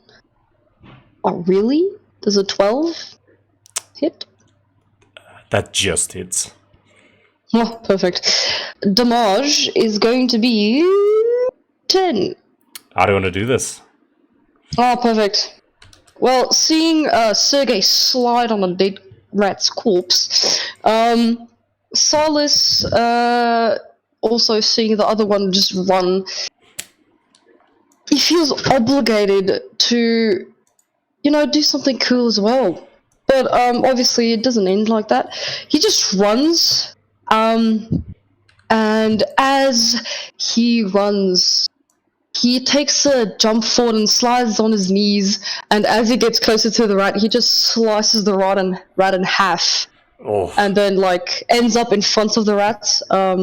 But what he didn't notice, what will happen, what he didn't think of, is that when you slash a rat from above, blood happens. So he's a little bit covered in rat blood now. As he slid under it. So he's on his knees now with the blade up in front of his face, and there's just like a blood splatter on his face, but like his sword's width. The width of his sword, there's a width of not blood on his face because it's in front of his face, but the rest is just like splattered. So there's just a line of clear in his face, and then just blood on the other side. Love it. Through his face, yeah. Okay. That would be how he does it. Cool. Did you do it? Was that cool? Huh? Was very cool, da. Perfect. But this tastes absolutely horrid. And he will stand up and look around the room. Okay. We'll get to that on your next turn. End of that, Alora, it is your turn. What are you doing? Okay, Alora's eventually now can have a turn. Sorry, 2-year-olds. No matter. Ek het letterlik snot op my broek, maar dit is okay. Jy weet, it's maar het leven van ou pair. Alora is going to use a blunderbuss to shoot and aim at number 1, and she's going to tell Shiloh to duck, who's currently standing in her way. So There. And he proceeds to look for a duck that is flying somewhere. Okay, make an attack roll, Alora.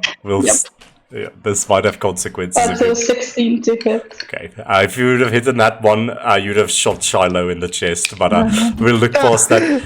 Shiloh, the bullet just grazes past you, tearing a bit of your, like a bit of fabric that was hanging, like over your chest area, and it just blasts towards the rat. That is 14 damage. Blacksum to number 1. You blast, it kills most of the remaining rats, and the stragglers that are left behind aren't enough to be able to create a swarm again, and they just go scattering back to the house. They're dead. Okay. And then bonus action, use Gidget to force strike again. Did he hit the last time? Was he actually useful? Yes, he did it. Okay, good boy. +4 to hit.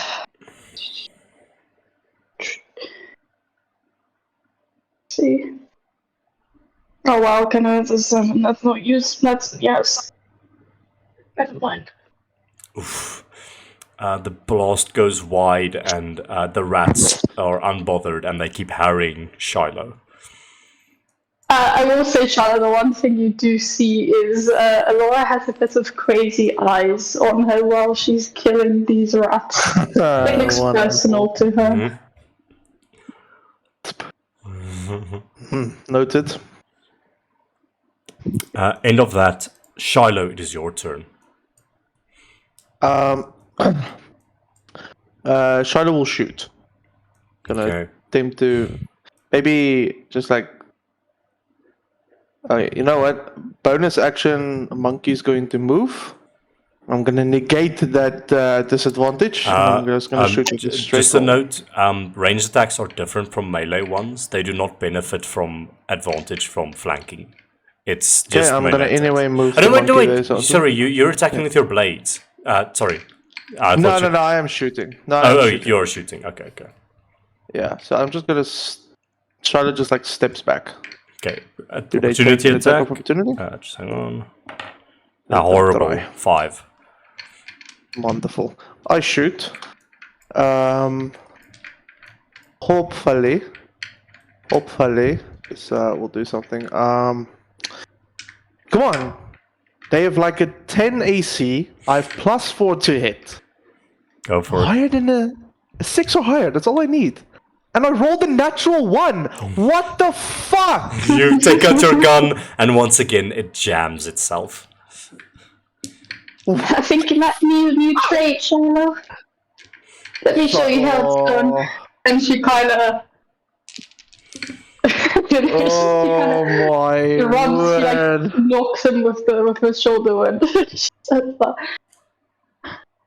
Shiloh just like, you know what happens? Shiloh just like shoots, the thing jams, and with no motion, nothing, Shiloh just puts the gun back into its socket, and he just stands there, and Clockwork will handle the rest.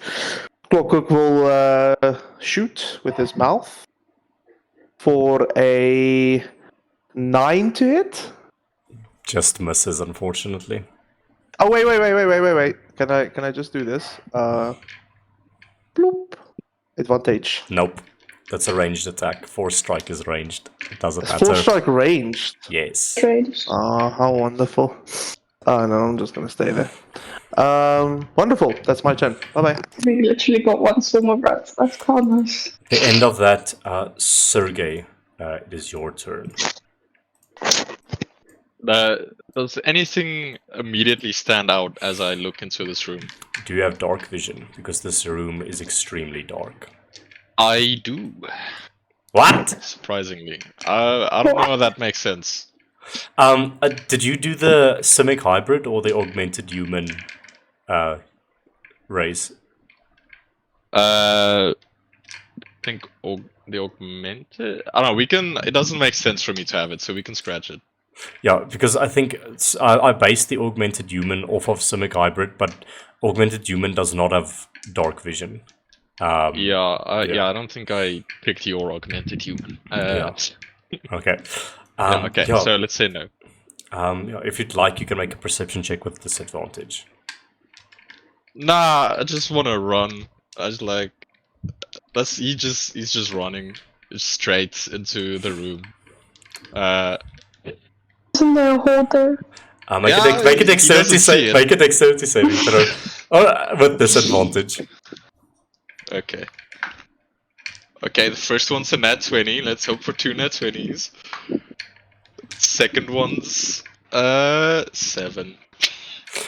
You go running in, and there's no floor beneath your feet, and you fall. Wild coyote down. Stylus, do you have dark vision? I think you do. I do. You see Sergey running, you're like, wait! And you just see him While running. he's running, no, while he's running, it's just like, Sergey? Sergey? From this viewpoint, I don't think you see the hole either, but you do see him running and just disappear into the ground. Oh my god, Sergey! Sergey falls, he just screams, "Thanks for warning me!" Sergey, you immediately take from a 30-foot drop. Oh shit. Oh no. Does rage reduce this damage? Yes, it is bludgeoning. So it'll be 11 reduced to 5 points of bludgeoning damage. As you fall on the ground, metal of your augments clattering, and it echoes in this Did you space. hear it outside? Because it's You just 330 foot of movement. and you just land prone on the ground. It is pitch black. You hear the subtle flow of water nearby you, and it reeks. I think someone's taking a piss down here. And you would be right in assuming that, because it smells acrid and horrible. And with I think it's Alexander, he's taking a piss. Get out, get out. and with that, we are going to Silas. Sorry, Aiden. Do you have to go somewhere for a moment, right? They haven't texted me yet. Okay, So my parents haven't texted me yet. Okay, we do be continuing. Sergey, that is the end of your turn. Well, I suppose you have an action if you'd like to do anything, but you're prone on the ground. Is there anything you'd like to do in I this think moment? my action is to dash, which is just me getting up. Okay. Yeah, you just get up in this space. Hey. And make a perception check for me using your ears. So this will be a straight roll. Okay. That is a 15. You hear more skittering. A lot of it. Around you. Omnipresent. Come at me, you rat fuckers. But it is discernibly not the skittering of rats that you hear for some reason. He doesn't really know animals, he thinks it's rats. That's fine. Fair enough. End of your turn. Rat Swarm number 2, hanging on for dear life, is going to charge at Alora, attempting to bite her face off, but horribly fails with a natural one. Moving on. Silas, it is your turn. Silas, being able to see, will slowly go towards where Sergey disappeared into. 1, 5, 10, 15, Oh, you 20, can see 25? you can see into this room, so I'll just give you this. Yeah, I can. Nice. Oh, lovely. Lovely. We love that. Wait, yeah. We love that.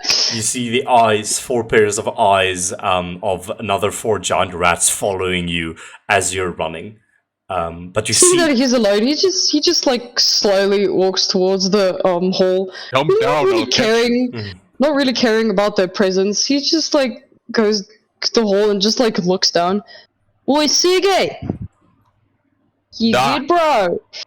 Da, I'll catch you, jump. You can Whoop. see he has his hands in the air. I have to jump into your arms. Da. Why not? Silas will jump. The rats, make an insight check on the rats just real quick as you just pause. Yeah. That's a good idea. He was looking at. Ooh, that's a good one. 25, bro. I see into their souls. They are clearly afraid of this hole. They don't get close to the hole. They're like against the walls. They've made this place their home, but there's some sort of fear behind their eyes for the hole. That's why they don't immediately rush you, and you jump into the Alright. hole. Oi, Sergey, wait. Oi, Sergey, before I jump, yeah? There's rats in here. They seem to be very afraid of what's down there. So, Yeah, I'm down here. I can imagine this game. Sure. Catch me, okay? If you miss, I will fucking kill you. I mean, you're the one aiming here. You're the one that should not miss. Right. I can see him. I won't Standing miss. still I with can his see hands in the you, air. at least. You can't see me, right? But I'm just gonna jump into your arms, okay? You're jumping. grab me. You jump down. Sergey, Yeah. please make it. He's jumping towards the guy. Please make a dexterity check with disadvantage. My paw's calling. Alright. Okay. Can Silas give him advantage with his voice, please? Or No. just a straight roll with his voice? Nope. Just a dex check. Dex check with disadvantage. That is a solid 5. You are ready to catch Silas. You hear his voice but see nothing else.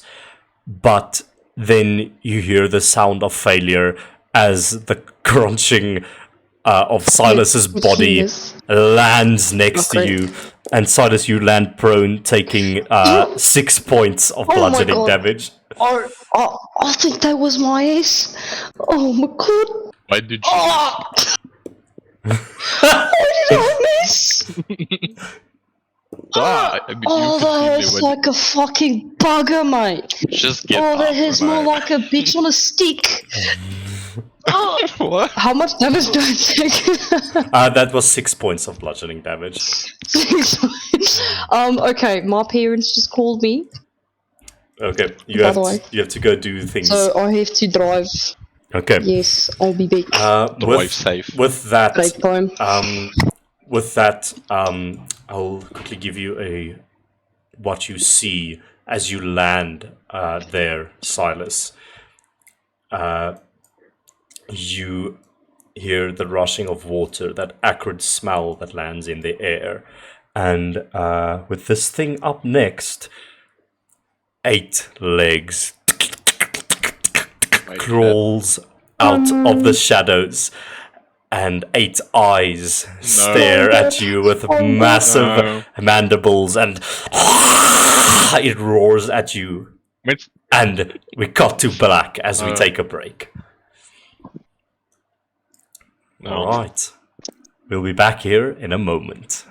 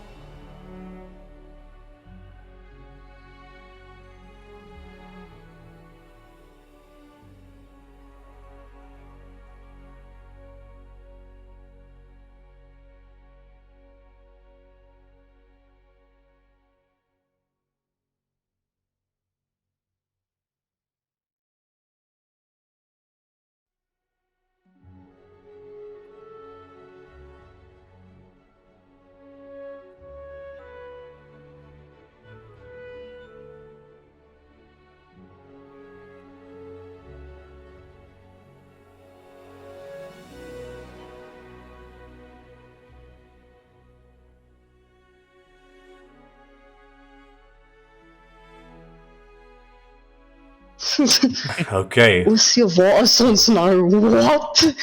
Indeed. What is What do you this want of me? cavern? Indeed, we are back, continuing as... let me just get more frightening music. I'm gonna try this track because I like it. Spooky. Spooky scary skeletons. Shivers down the spine.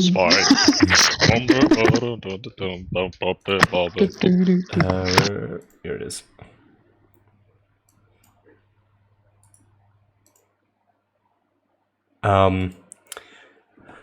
Sergey, you don't see this. You only hear the horrid sounds of something many-legged Oh, so and Silas large. sees the- Yes, Silas, you see this in shades of black, grey, and for you a light blue Oh my god. tinge to it as this creature comes walking through clear.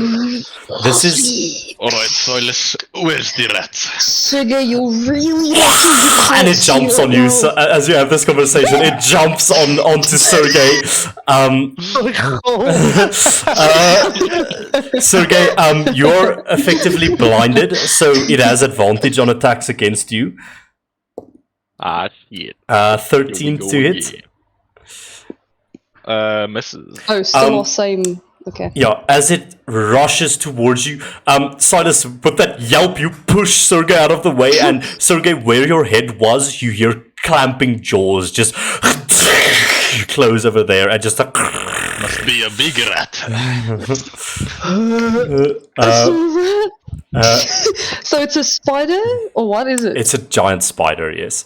But Silas, okay. so It's more of the tarantula varied. yeah, Silas, you've never seen something like this before. No one of you has. Even the giant rats were weird to you. Like you've seen small spiders. This is not right.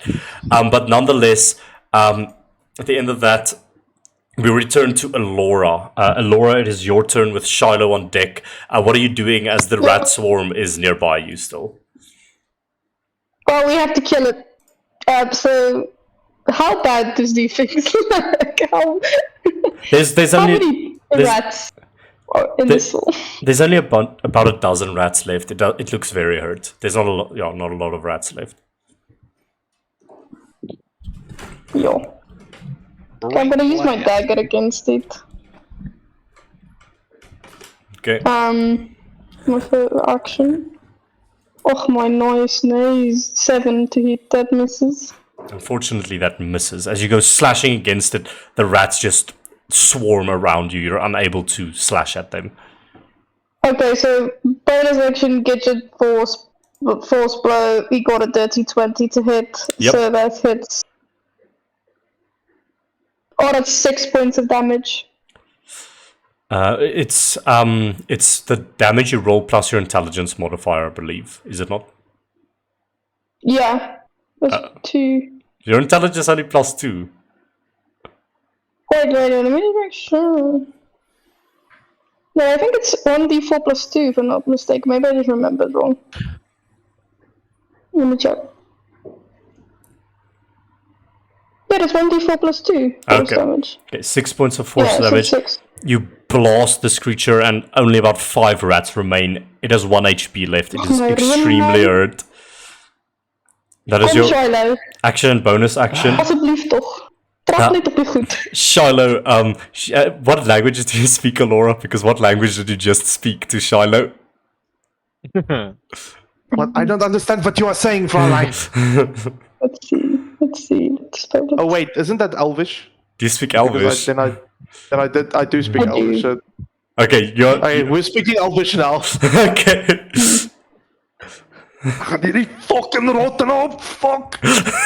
It's your turn, Shiloh. What do you do?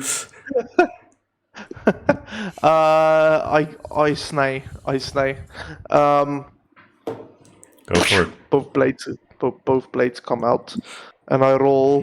Thank you. A 19 to hit. That hits. You don't even have to roll damage. With minimum 1 damage, you're able to slash these 5 rats, bisecting them, and their bodies just fall to the ground. Come on, Fräulein. Fräulein. Move. Laura's just going to stomp on these things with her foot, like very viciously, and the blood is just going to start spattering all over her. She doesn't even see Shiloh run away. Bonus action, Monkey is going to move. Okay.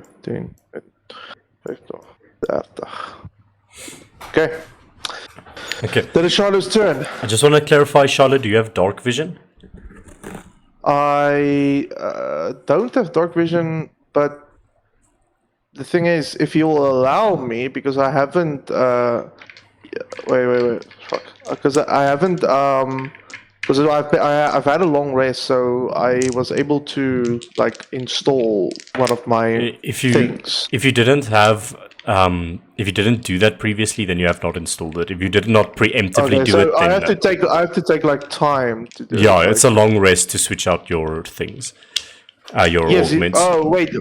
Yeah, but after the long rest, how long does it take to? Okay, I get it. It's part of the long rest. Oh, okay. Yeah. Part of the long. Okay.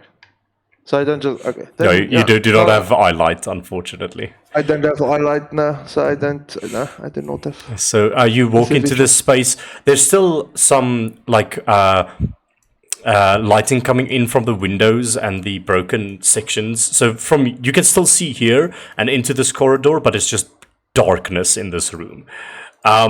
Cool. You run up into this area.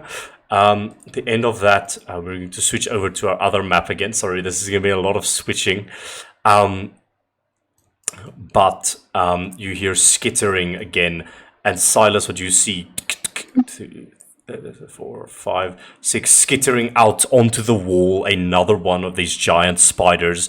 It sees that one of its ally is in the heat of battle, and it looks over at you. It opens its jaws and spews this sticky white substance, webbing onto you, and it is going to use web. It's a ranged attack. Is it not a hit? Because yes, it is a ranged attack that it makes on you. yeah. So it's a 21 to hit. Okay. Yeah. You are covered in spider webs from top to bottom, and you become restrained as it cocoons you up from 30 feet away. I don't like this texture.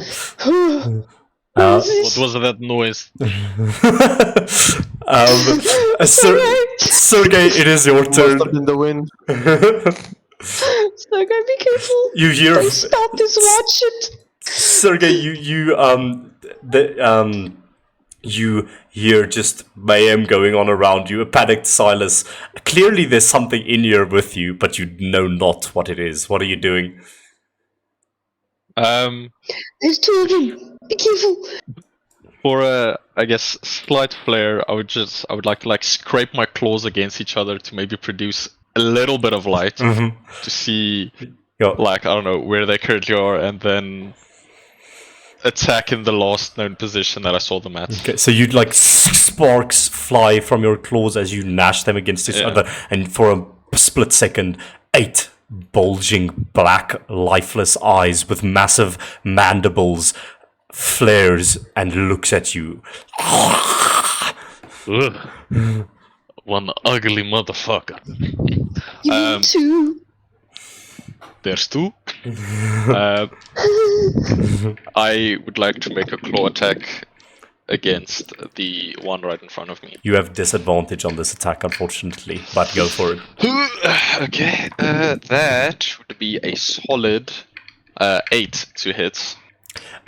Slashing at you here, this creature skitter backwards as your attack goes wide. And then, did I see Silas restrained in the sticky, gooey white stuff? I would say so, yes. Okay, then with the second claw, I would like to try and slash it off of him. Okay, make an attack roll for me, please. Again with disadvantage, I'm assuming. With disadvantage, yes. On an at one, use 16s. Okay, cool. That hits. Well, 16 plus 6, so 22. Yeah, that hits. Okay. That would be... what's the 9 slashing damage. You slash and tear, and Silas, with that, you're torn out of the cocoon, no longer restrained. Oh, that was scary.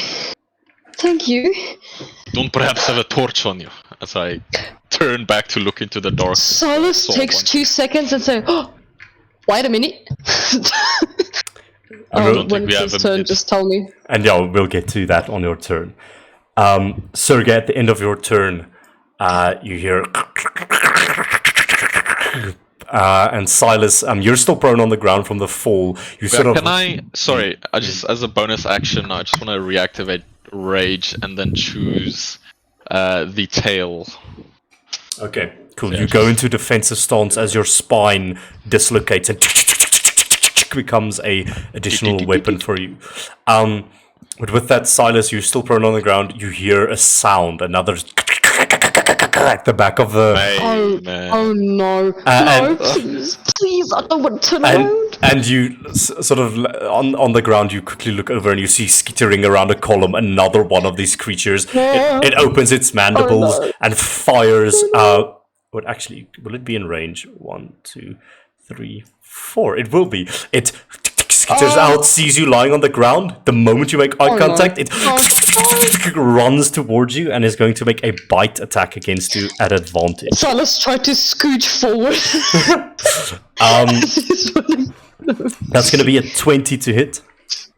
Yeah. Please make a Constitution saving throw for me. Oh no. Oh no. This Oh, please. Good. Oh wow, 20. 20. Okay, so you're going to take half of 2d8. First of all, you take 5 points of piercing damage from just it biting into you, and that's not good. Okay. And then you take it's going to be 15. 15 reduced to 7 points of poison damage as you feel the poison seep into you. I'm still alive! You hear a wail of pain next to you, Sergei, as the spider bites into Silas. Yeah, he's like, it's a blood-curdling screaming. But with that, Silas, with this thing digging into you prone on the ground, it is your turn. Can Sergei say something to Silas? Go for it. Just ask, yeah. Do you see Alexander or Solon somewhere? Like, he's sitting there dumbfounded. Are you kidding me? I'm being bit by this fucking creature and you're asking me if I see your brother? Solon.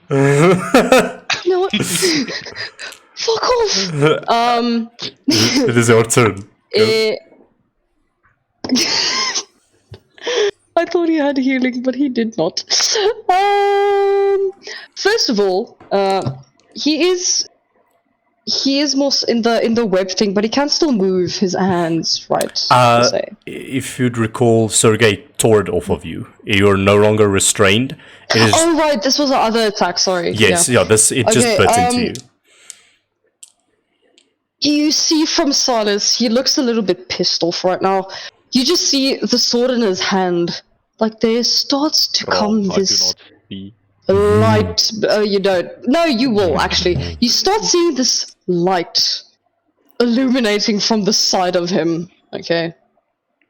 And, DM, Mr. Kiggs, my blade creates a bright light in 15-foot radius and a dim light for additional 15 feet radius. Okay, this is your what's the blade? The touched sword, the moon touched sword. Moon touched blades. Okay, cool. I will make a circle. So 15-foot bright light and 15-foot additional dim light. Okay, so I will say, for the sake of this, you have vision. Wait, hang on. It should be 60 feet. You all. I'm gonna say 15 is pretty. Okay, I'm gonna say, for the sake of just to make this more interesting, you can. So attacks within the sphere won't have disadvantage because of blindness, but when it comes to attacks outside, will still have disadvantage, but you can see the movements of these creatures further than that. So you can only you can only see them in the further in the further 30 feet or 15 feet rather. But just check something. It's more like shadows. Yes, you just see that you can discern their location, but not their but you won't have advantage on the attacks. It's still hard to see them. Yeah. Okay, seeing it. You now see Silas looks slightly pissed off, and you just see this there's a giant thing biting into his shoulder. And Silas is going to swing his sword and strike it into a spider's skull. Okay. He's going to do that. Okay, I assume you're getting up from prone as you do this. Oh yeah, obviously, yeah. Getting up from prone first, so it's 15 feet, and then I'm going to strike, and it is going to be Does 11 hit? Unfortunately, it does not hit you. You slash and you hit him in the mandibles, but the mandibles are so tough that it deals no damage. Well, bonus action slash. I'm gonna try again. Okay. That's a 15. That just hits. You can roll damage. Perfect. Okay, minus. Nice. Oh wow, min damage. It's 6 minus 5. It's 1 point of damage. You slash. You slash into him from the side, draw a little bit of blood. It doesn't even seem bothered by that. Absolutely shite. Alrighty. That would be Silas's thing because he is very he missed because he's actually on death's bed at the moment. He does not feel good. I'm gonna say he's on one knee right now. He tried to strike the spider just for flavor's sake. He's not looking very well. He's very pale. And his turn will end. End of that, spider number 1. His eyes almost flutter from this light, but it's not bright enough to scare him off or anything like that. And he goes in for another bite attack on you, Sergey. What? You're not gonna like me, but that's a natural 20. Make a Constitution saving throw for me, please. Okay, do I have advantage on that because of rage or not? No, not on con saves. Just strength stuff. Okay. Yeah. Okay. Yeah, that's 19 plus 6, 25. Okay. First of all, you take 9, reduced to 4 piercing damage. And then 10, 15, 16, 17. So it will be 18 reduced to 9 poison damage as it bites and sinks that poison into you. End of that. Laura, it is your turn with Shiloh on deck. I'm just going to quickly switch over. Okay. Laura, you're in this moment. Shiloh ran into the building. What are you doing? She's gonna run 5, 10, 15. I can't see the blocks, but 15, 20, 30. And she's gonna. Okay, so you can tell me if this requires a bonus action or it's a free action. But she wants to take out one of her potions and hand it to Shiloh and tell him, give this to Sergey. Because she knows he's gonna get there before her. Okay. Yeah. Okay. So you hand it to Shiloh. Yeah. As a, we'll call it a bonus action to do that. Okay. And then action, she's gonna keep on running. 5, 10, 15, 20, 25, 30. Yep, dash. Okay. You're just running into in this corridor wherever Silas and Sergey went. You don't see them anywhere, and you're just running towards a void of a room right now. You can't see anything that's going on in this room currently. Yeah. And then Gidget is just gonna move. 5, 10. There we go. Yeah, and then my turn.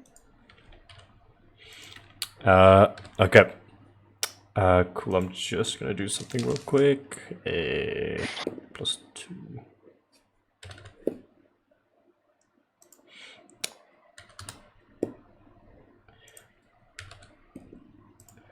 That's not good. So after Laura, Shiloh, it is your turn. You have this potion in your hands, whatever it may be. Sorry, Laura, what did you hand him? It's a potion flask with this bubbling blue liquid in it. It's Okay. healing. It's But probably I'll tell what it is when Sergei drinks it. It's not healing, but I'm gonna tell what Okay. it is when Sergei drinks it. Okay, cool. What are you doing? It's pitch black in this room, isn't it? Like Yes. the room here in front. That you're Yes. obviously hiding the enemies from. I think Shadow will maybe just move 15, 20, 30 until, and he will take out, as he's moving, he'll just take out his also a torch that he has, and he just grabs it out of his bag, and yeah, how can I light this motherfucker? I think it might be an action. D&D. I'm gonna rule that it's an action to light a torch. It's like taking it out and preparing it. I would say maybe it's a it's a taken out, preparing it, getting. I take the torch and I use my arm blade and I slash over it, and it lights on fire. Okay. And Yeah. I just want to check something. D&D. There goes my plan for giving you the potion. Torch range 20 and 40 feet. So the torch is going to give you light in a 20-foot radius, and then more dim light in a 80-foot radius. So, but I'll only draw the main one essentially. And I'll just connect this to you real quick. So Shiloh, as you ignite the torch, you do see shapes moving around in the room, probably akin to those giant rats. I would say that you can see this one in the dim light. But no Shiloh or no Sergei or Silas. So that's an action and movement. Bonus action, Monkey is also going to move. Dude. That. Okay. I would say the monkey can move on its own. You can still command it as a bonus action. Oh, okay. I think. Wait, don't our homunculuses have dark vision? I don't know. That's something you should know. I don't know. Verbeel my leed. I don't know. What's going on with my... Kijk, gewoon. Oh, D&D Alleen dark vision. Let dark vision. I knew it. I know. So, if you'd like, monkey can probably see like the hole in the ground, yeah. right? If you'd like, you can bonus action command your monkey to sort of show out the enemies here and give you, command him to do a perception check and relay that information to you, if that is applicable. I think what he's rather going to do is he is going to use his action to just action dash, I guess, move forward. 5, 10, just a note, there is an opportunity here. If you're looking to get to Sergei quickly, you can give the potion to the monkey. Sure. I give the potion to the monkey. I don't know what the potion is, but the monkey gets the potion, and he moves 18, that, and the monkey will now look at his surroundings. What does he see? Nice. Oh, no. Okay, it reveals these rats to him, but since you commanded him to I have a connect? So I don't have a connection with the homunculus. No, you can see what he sees through him. But Yeah, I think only if you use an action to look through his vision. Yeah. So it's like you can't actively do it the whole time. So in this moment, the monkey rushes into the room, but since you commanded him to dash instead of perceive, he is focused on that goal, and you don't get other information right now. Okay. Cool. What does he see if he looks down the hole? He would see, with his dark vision, Silas on his knee, bleeding on the ground, Sergei fighting to keep creatures off of them, giant spiders off of them, essentially. Okay. Can I let because I've been speaking with the monkey this whole time as if I understand him. Can I let him inform me about this hole? I would have said not in this instance. If he would have done the perception check as a bonus action instead of dashing, then yes. But for now, he is just in the middle there. You'll have to survey it yourself when you step into the room with the brighter light at this moment. And the monkey still give this potion down or next turn? No, he can't. The monkey used everything, and Shiloh, you're also exhausted your resources. Shiloh will just taking a peek at the figure that he can see there.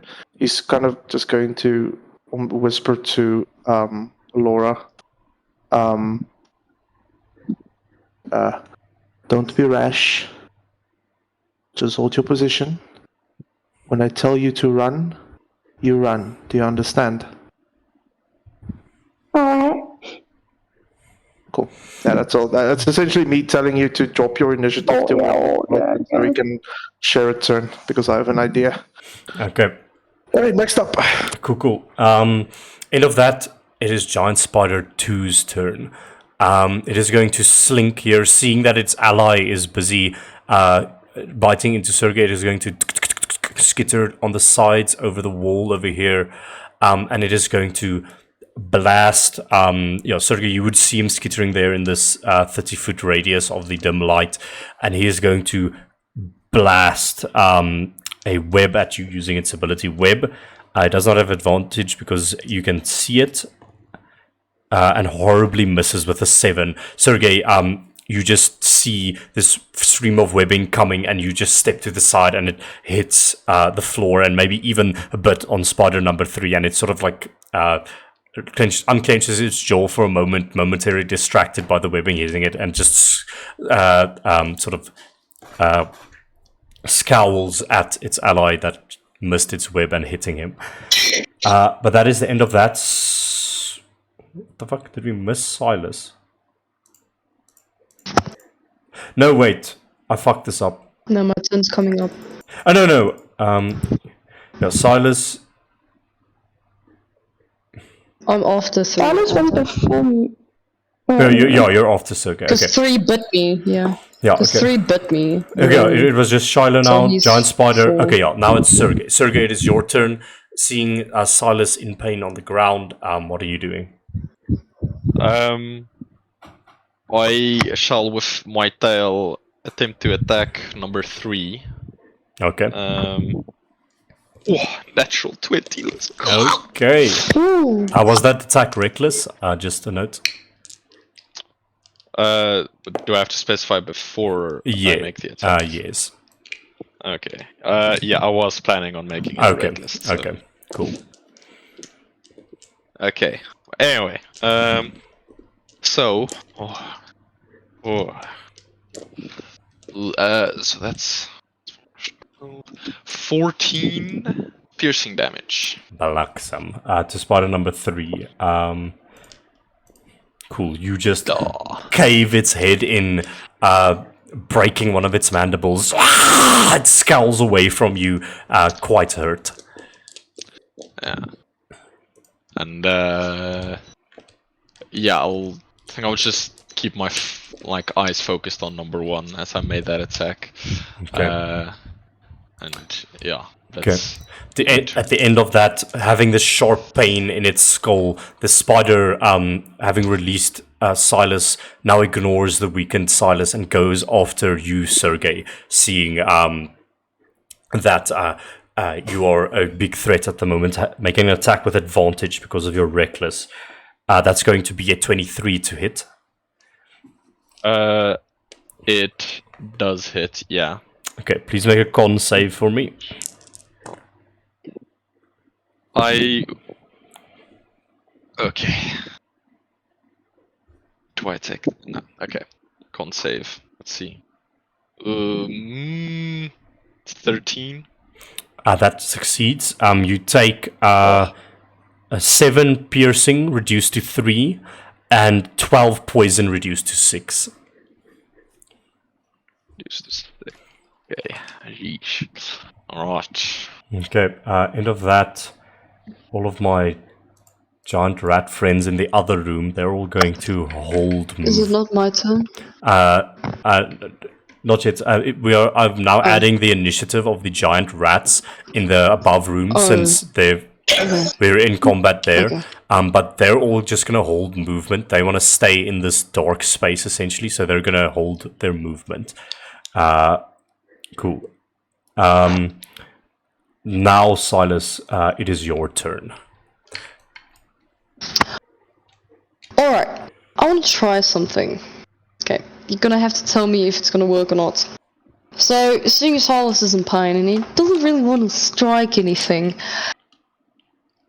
there's a sound, right, that spiders really, really hate, and it's called ultrasonic sound. Make us nature And before this happens. Just make a nature check for me alright, to see, because you've never dealt I have with to know first. you've never. Never mind, Silas does not know. Okay. Never mind, then I'll do something else.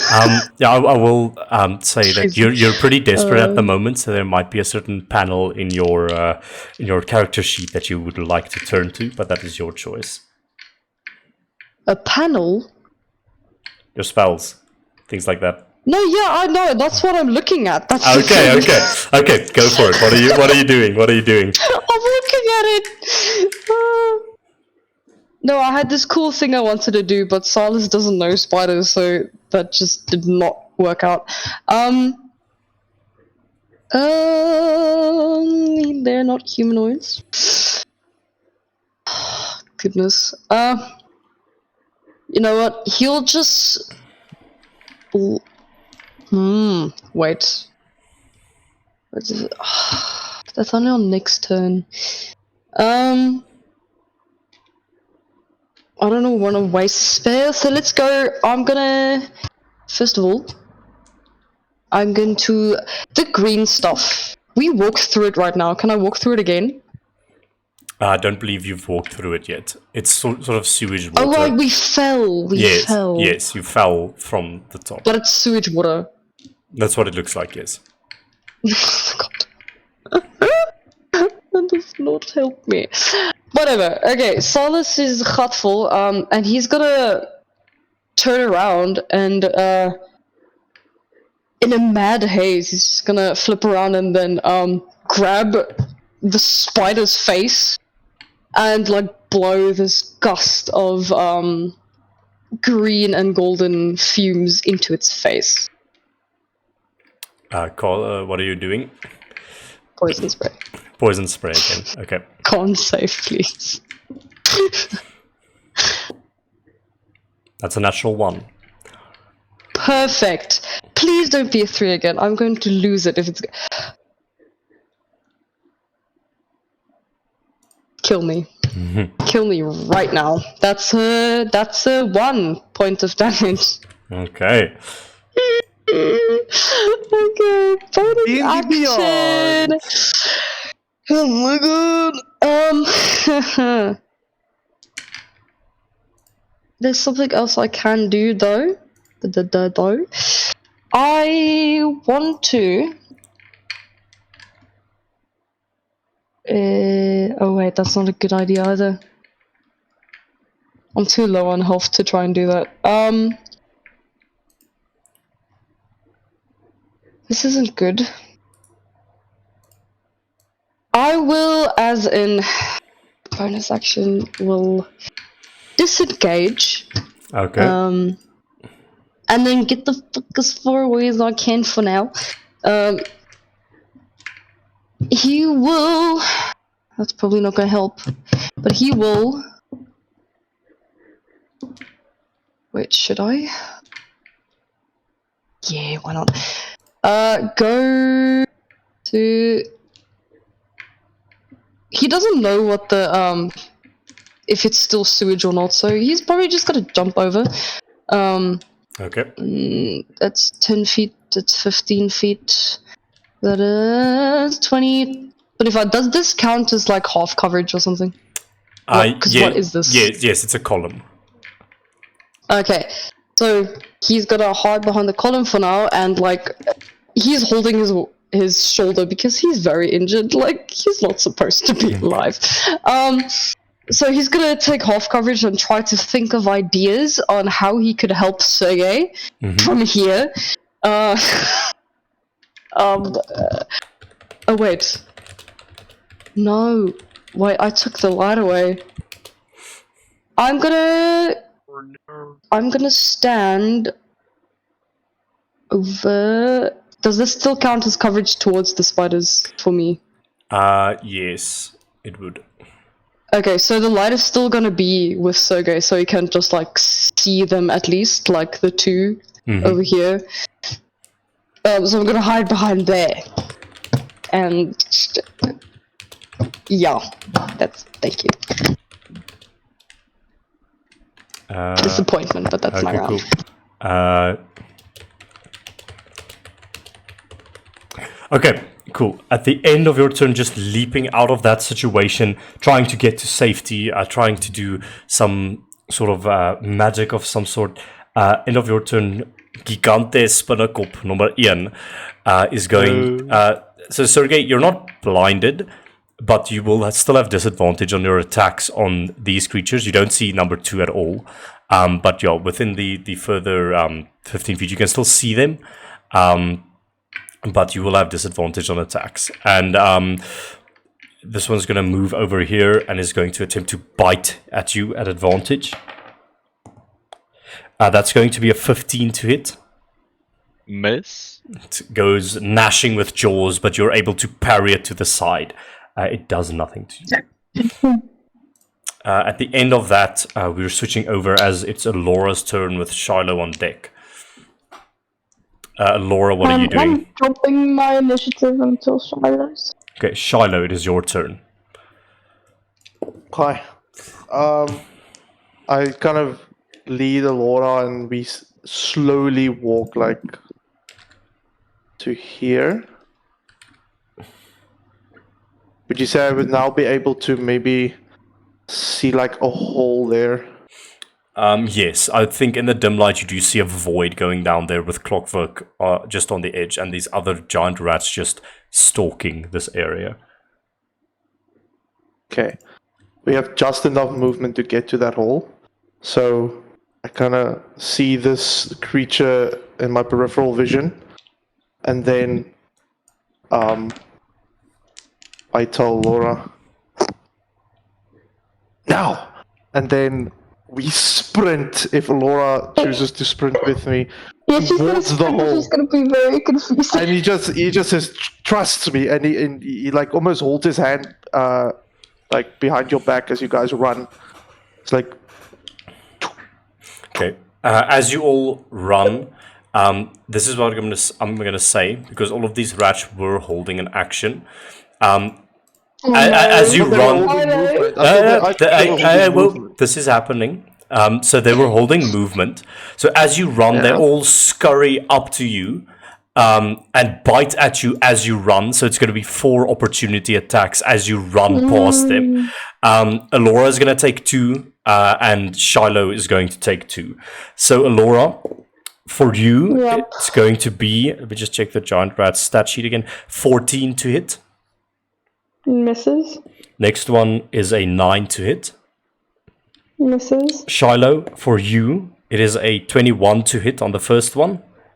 yes, that fucking hits. And a 22 on the second one, unfortunately. Wow.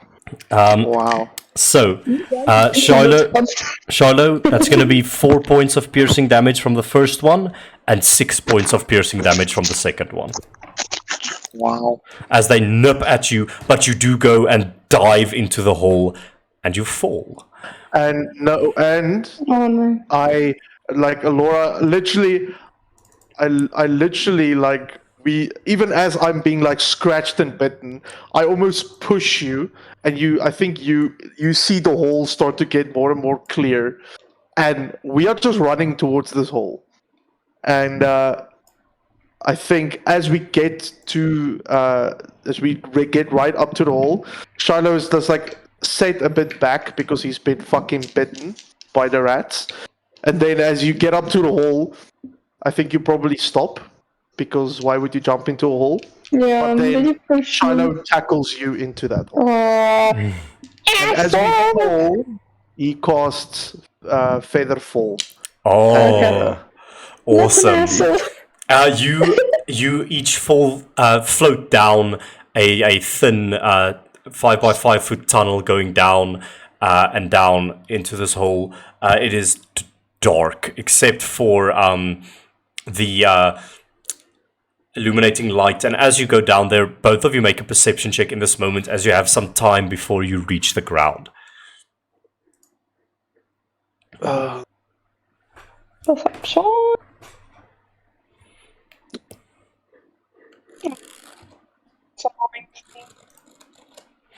I'm too shocked by being tackled. I rolled a 10. Yeah, so I'll just give you a general overlay.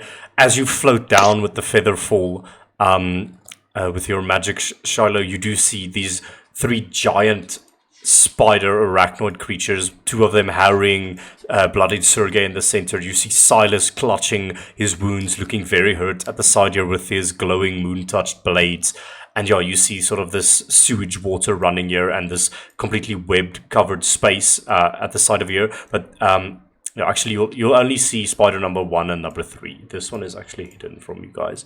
But yeah, with that and the featherfall, I'll allow you to land anywhere within this orange square because you can sort of push off of each other. Far away from them as possible.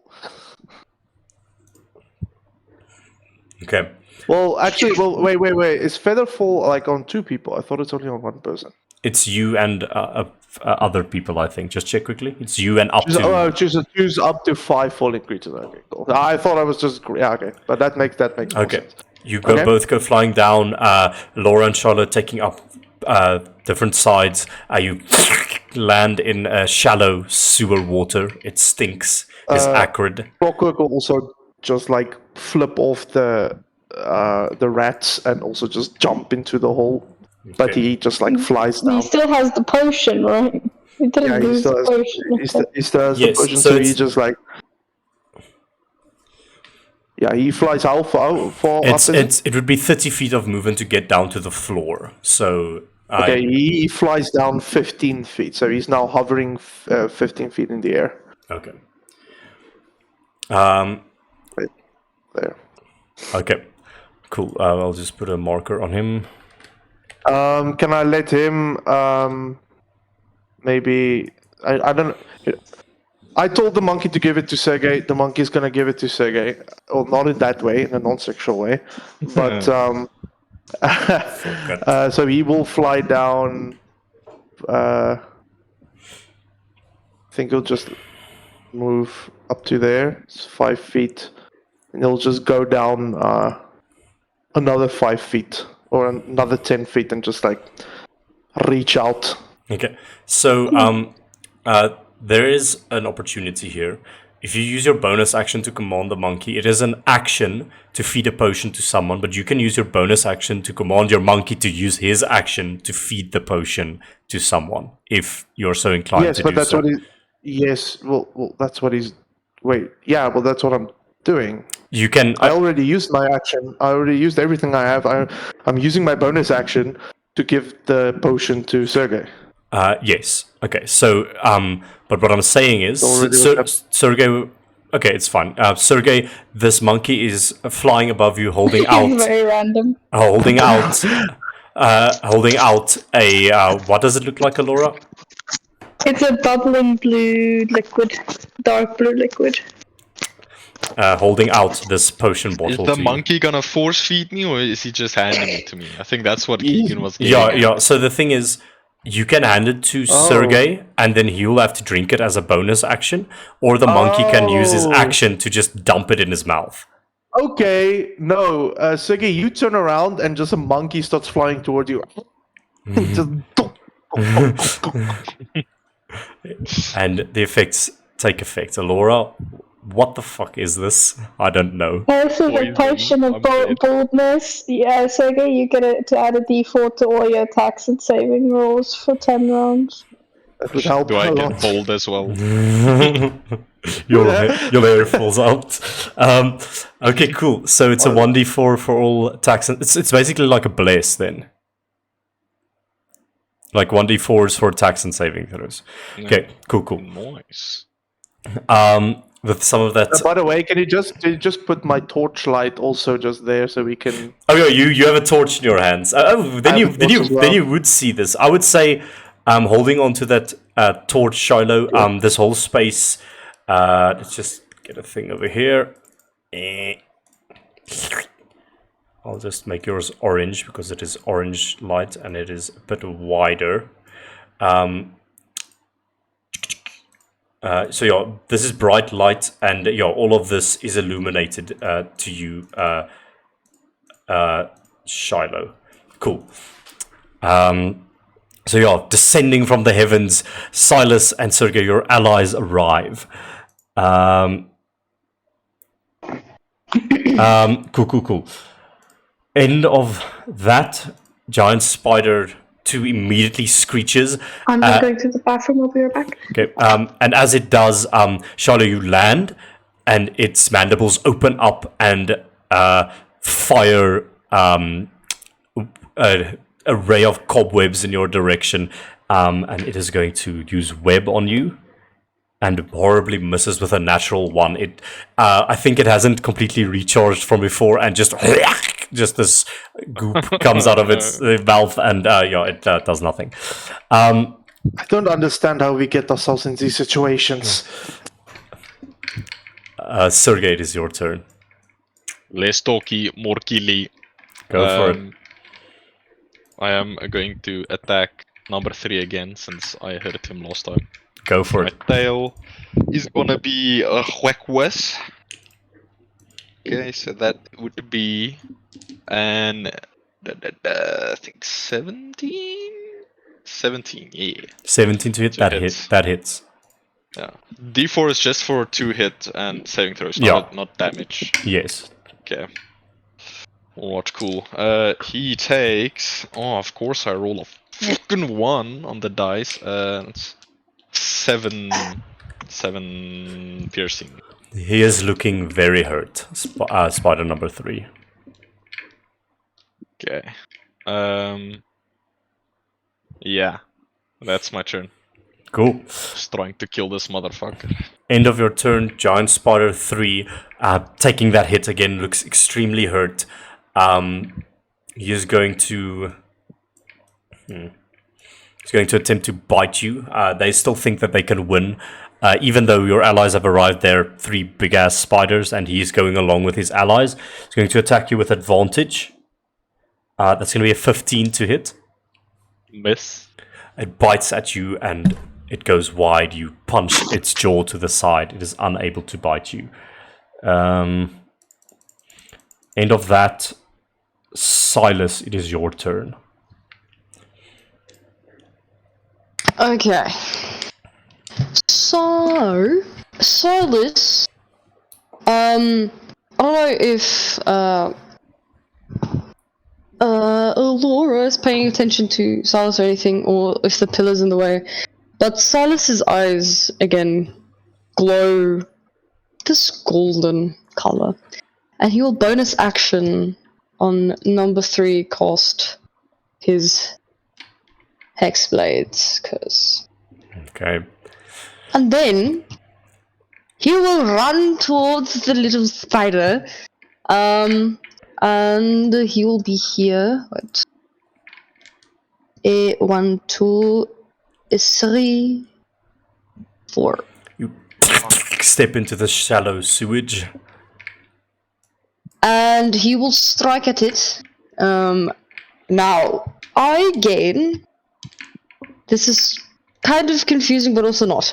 I'm just gonna have to ask you about it. I gain bonus to the damage rolls. Yes, plus. My proficiency. What proficiency is it? The it's your normal proficiency bonus, so +2 to damage rolls. Yes. Normal proficiency. Yeah, and you crit Then on I shall- on a 19 as well. On 19 and 20. Cool. I shall strike with advantage. Go for it. Do you like to try and hide this magic as a sleight of hand? Yes. It's a 24 to hit, by the way. Okay. Sleight of hand, it's 14, so it depends.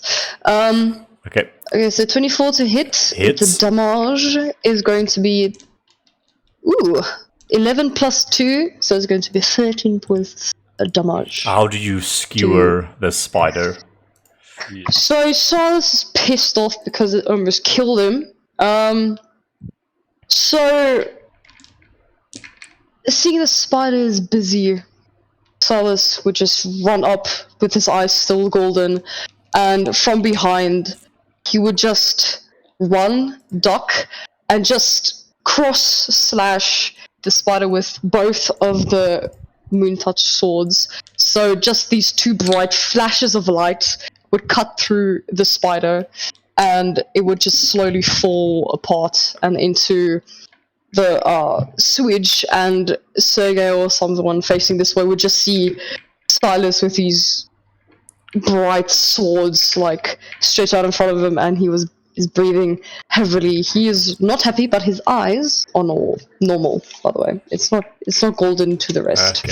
Okay. It will be the same color. Okay, I'm gonna leave the spider's corpse here perfect. because they are large creatures, so you'll have to difficult terrain through them or move around them.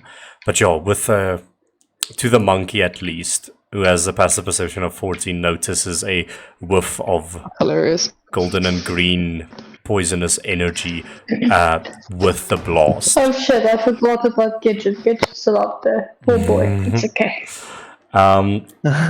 End of that, Gigante Spinnekop 1 has not taken any damage yet. It is... let's see. Gets its web ability back. Doesn't. It is going to... I think it'll move to a sort of semi-safer position over there, and is going to bite into Sergei again. Sergei, I think you did do reckless, so it'll do with advantage, but it horribly misses with a 13, and is unable to bite into you. These things are rolling like trash. With that, Alora, it is your turn. Just as you land with the magics of Shiloh, you land softly into the stinking sewage water. But it is your turn. What are you doing? I'm gonna survey over to her two companions, and who looks worse for wear? Silas. Silas is on 2 HP, so I think it could probably be him. Okay. Okay, so yeah, Laura's gonna cast Healing Word on Silas. So he's Thank you going very to much. heal for 8 points. Oh, by the way, Maximum. Silas, Yeah. you heal. Oh right, yeah, that's the thing of the. That's what I forgot. Yes. Yeah, you heal for additional It's- 5 hit points because of Exploit's curse. Perfect. Cool. Oh, it's a charisma modifier. What? I have an idea though. I don't know Okay. if it's gonna work. Okay. Wait. Oh, I see. Yes. Thank you. Okay. So I'm just stupid. Laura, Thank you throw that healing word over to that. That's your bonus action. Oh, thanks, And Laura. my bonus action, can I try to get the spider's attention away from Sergei so that he maybe comes for Laura and not for Sergei? Can I like make noise or throw a rock or something as a bonus action? So this is use your did you healing word Silas now? Yeah. Okay, so Yeah. that's a bonus action, so you'll be using your action to do so. Yeah. Make an intimidation check for me. Intimidation. Oh, that's not good. That's a nat 20. immediately. Wow. Hell yeah. Tell me, do you have like one of those? Like, do you have like a tuning fork on you or something like that? How do you get the spider's attention? You know, I have my hidden word is actually remember those smoke bombs. So maybe I just have a random ass smoke bomb that I just drop to the ground, and it makes a cracker-esque sound or noise, and it attracts the spider's attention. With that, the spider immediately looks at you, and seeing the sparks of the crackling smoke bomb or whatever that you threw down. Maybe it's more like a cracker rather than a smoke bomb. It like emits light and sparks, and immediately the spider shrieks back, and with a natural 20 becomes frightened of you. Okay. And seems to go into a flight mode. Right, good. And then with movement, she's gonna move closer. And at the end of your turn, the spider desperately is trying to get away from you. It is deathly afraid of your capabilities. Shiloh, what is your turn going to be? What are you doing? That's a way to state it. Yeah. Shilua is going to do something. Is going to cost Fairy Fire. So there's a 20-foot cube. Please show me what a 20-foot cube looks like. Cool. 20-foot cube. I'll do it in turquoise just for you. Thank you. I do appreciate. That is wonderful. So I can get. What happens if you like move it like this, or both bitches in it then, or what? Sure, but it will hit Sergey as well. But yeah, That's I will. fine. Okay, cool. That's fine. Sergey can just move. Sergey can just move. Explain to me what this looks like as they make dex saves. I think literally what Shiloh does is no, his gun is fucking jammed, so that doesn't really work. I think Shiloh just takes out of his bag. He takes out this little satchel of powder, and he throws the satchel like into the middle of the air, and it just like explodes. Flashbang. And yeah, and this this turquoise powder just like falls on both these creatures. Well, I want both of them to make dexterity saving throws. Okay, I just want to check something on the frightened condition, if it gives him disadvantage on this while he is looking at Alora. Waar is bang gemaakt? Paralyzed. Creature has disadvantage on ability checks and attack rolls while the source of its fear is within line of sight. Okay, so it's not disadvantage on dex saving throws, but Spinnakop, the one that is frightened, is going to make a dex save. Okay, he succeeds with a 22. He rolled a natural 19. So he, afraid of this crackling explosion happening by Alora, he skits away from Alora and then sees you throwing that thing. It explodes again, and he is scared of that and skitters back from that, and he's just trapped in this fear of loud, bright things. And with that, he is able to just scooch out of the away in time. But number 2 is going to make one, and unfortunately, with a natural 17, is going to succeed on it as well. So sorry. But that would have been a game changer if indeed you got that right. Okay, Giant Spider 2 is going to go, seeing that you are the source of this loud, explosive noise and light, is going to skitter over here, Shiloh, and is going to bite into you. With a 10 to hit. That misses. He goes for your chest and just reverberates with the sound of metal, not expecting your flesh to be so. Bonus action, Monkey's going to shoot his thing. Okay. Oh, sorry, I just skipped the monkey. But yeah, go for it. That is a 17 to hit. That hits. Which one are you targeting? The one that's nearest to me. Okay, so I would say as it skitters down to go towards you, Shiloh, the monkey blasts it in the side of the head, and that's maybe what causes it Well, it bites onto your chest, and then the monkey just lines up the shot, blasts it in the side of the head, and its head cracks against the column right next to you. You can roll that damage. That is 6 damage. 6 points of damage to spider number 2.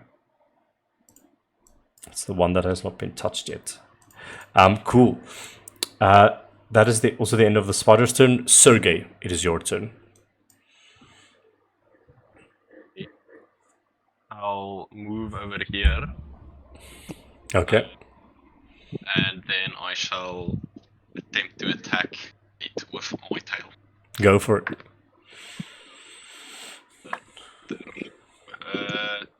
25. That most discernibly hits.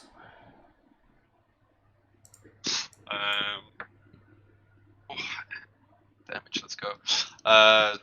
14 piercing damage. 14 points of piercing damage. You absolutely just stab into this thing's like where its neck would be, where the like abdomens connect to each other, and just draw an extreme amount of this thick ichorous blood that falls onto the ground, and it screeches in pain, even more afraid now. He's very hurt. Yeah, Sergey will just tell the spider she's not the only thing you should be scared of. Awesome. Cool. Yeah, my turn. End of your turn. We get back to Silas. Alrighty. Silas will run to here. 5, 10 to there. Mm-hmm. Then he will slash at the spider. Advantage, that is going to be a 24. That is going to hit. Damage, well, it's going to be 7 points of damage. Okay.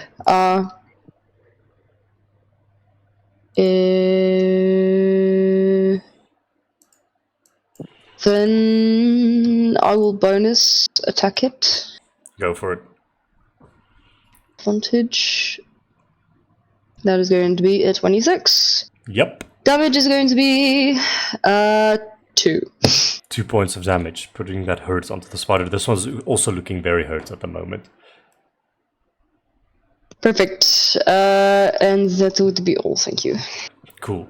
The end of that turn, Giant Spider 1 is going to go.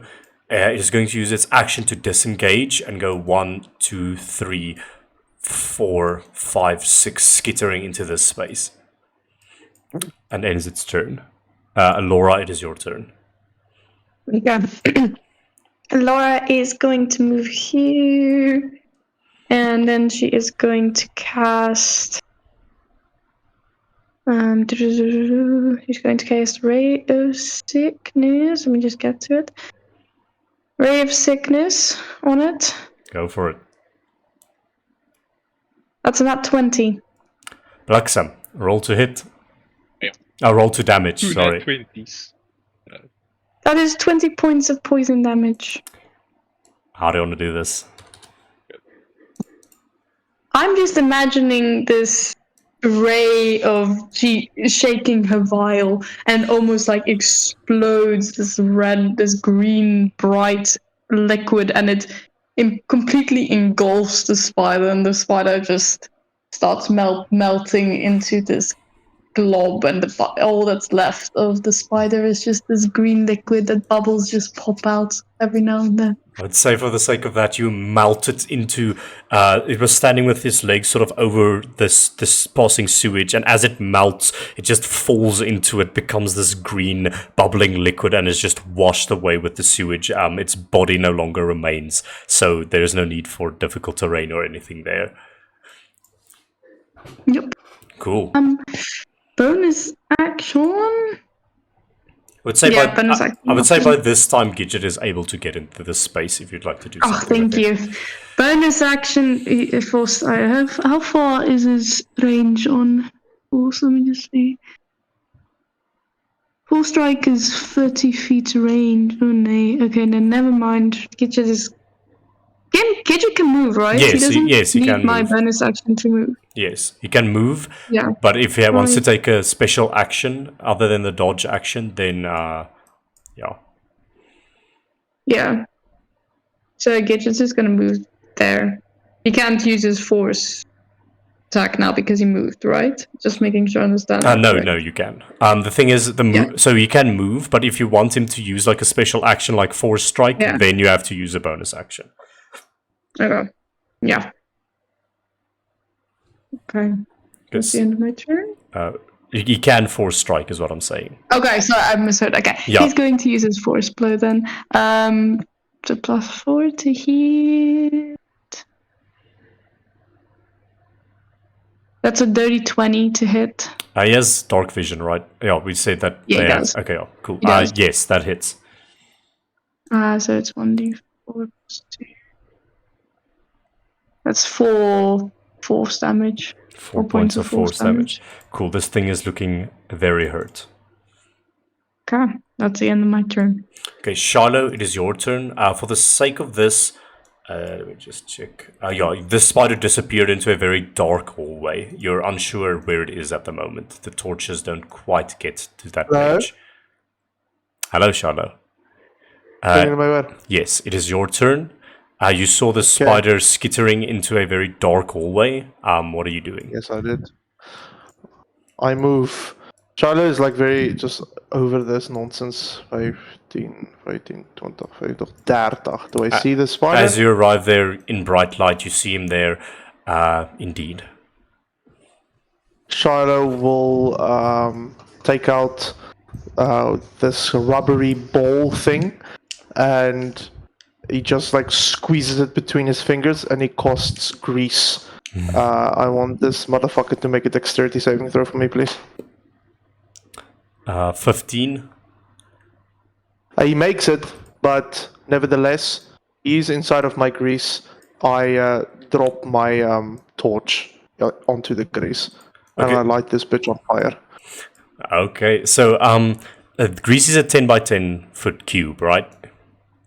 No, it's a 10 foot. Yeah, 10 foot square. Okay. Set You- it on a point within range. You do that, you use your bonus action to toss the torch, and I'll allow it to make another dexterity saving throw. Which I believe it would succeed with a natural 14 plus 3. So it makes it, but it'll take half of 2d6 fire damage. Yay.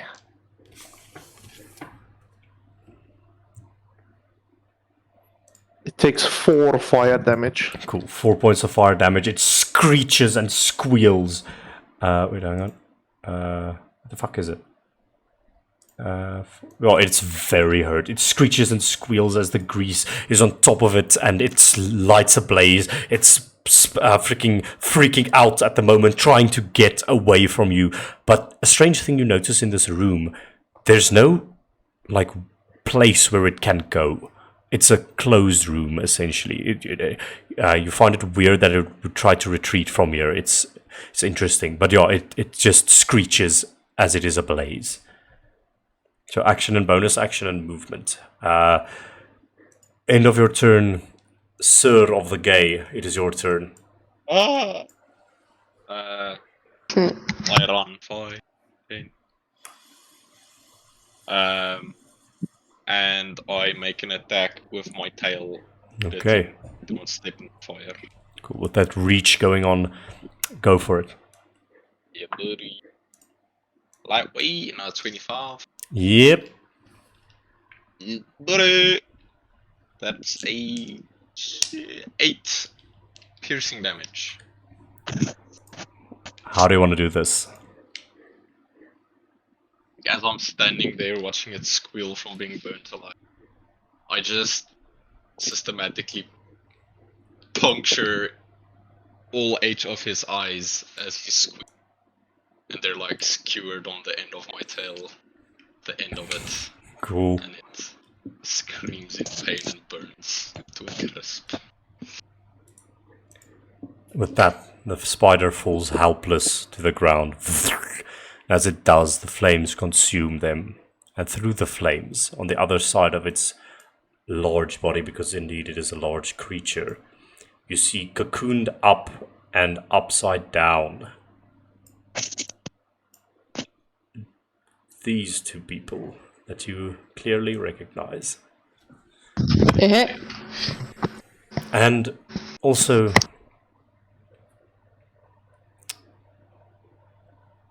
as that happens, you all notice that the air, it's not just the acrid and putrid stench down here. The air seems almost heavy and weird. And you find it not impossible to breathe, but that's definitely something you have to focus on to do normally. But as the spider is consumed in flames and the grease burns out, what would you like to do?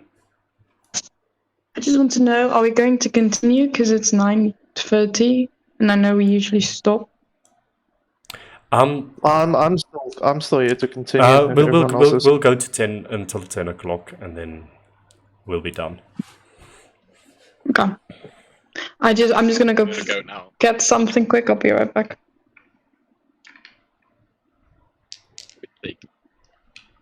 Hello. Yeah, Hello. I might take leave at the moment. I give all creative liberty to Vox. Okay. Who just joined? Okay, cool. Hello. Apologies Okay, for the intrusion. I just came to check in. in that case,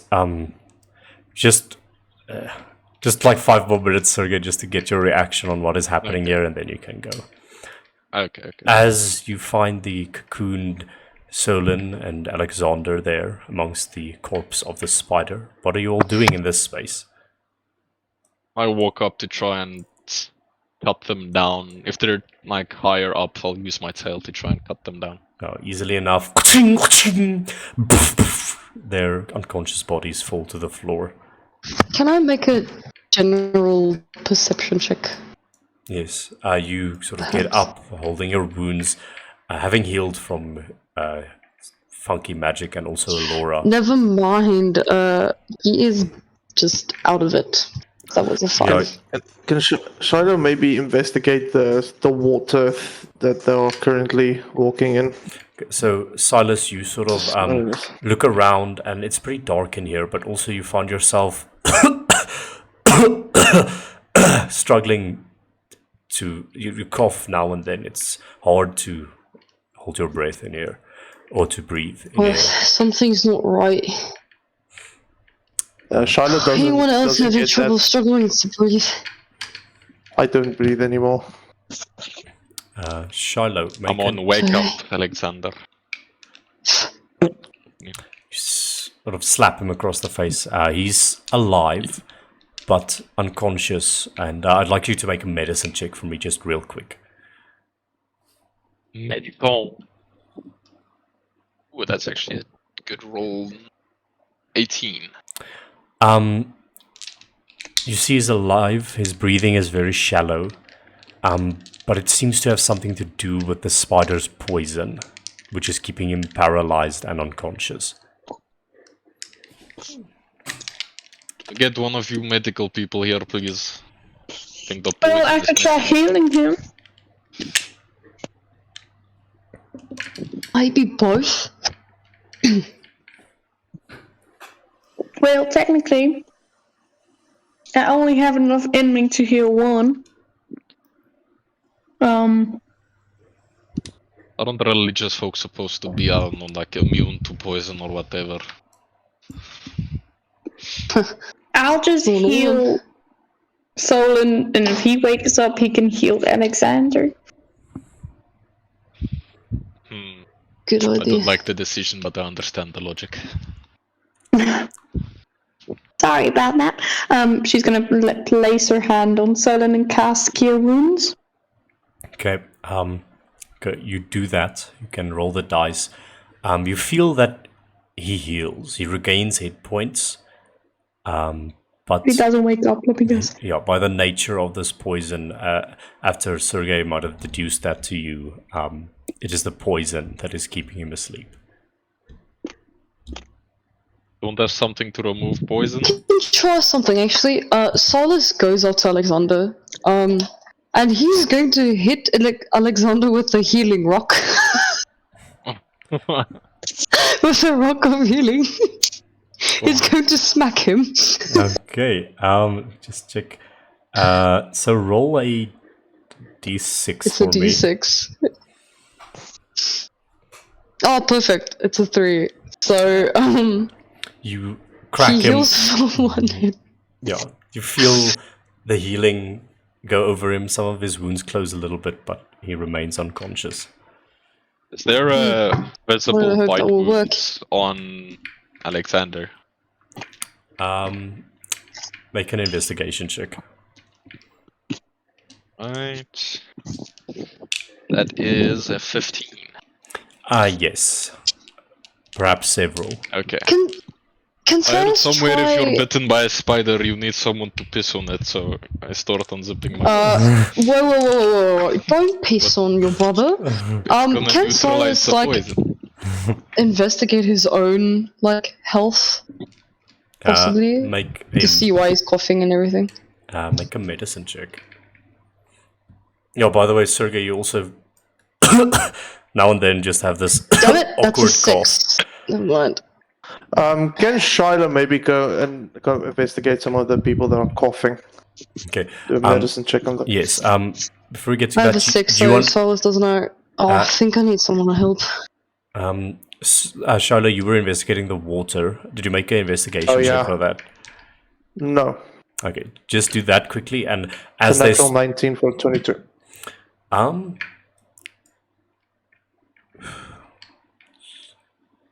you can deduce with what limited alchemical. Oh well, this would actually be an alchemy check technically, but with the limited alchemy tools that you have with you, that would be required to fully test this water. That there is something wrong with it. It's not just normal sewage water. Caroline, you might want to take a look at the liquid that we are currently standing in. Something doesn't seem right.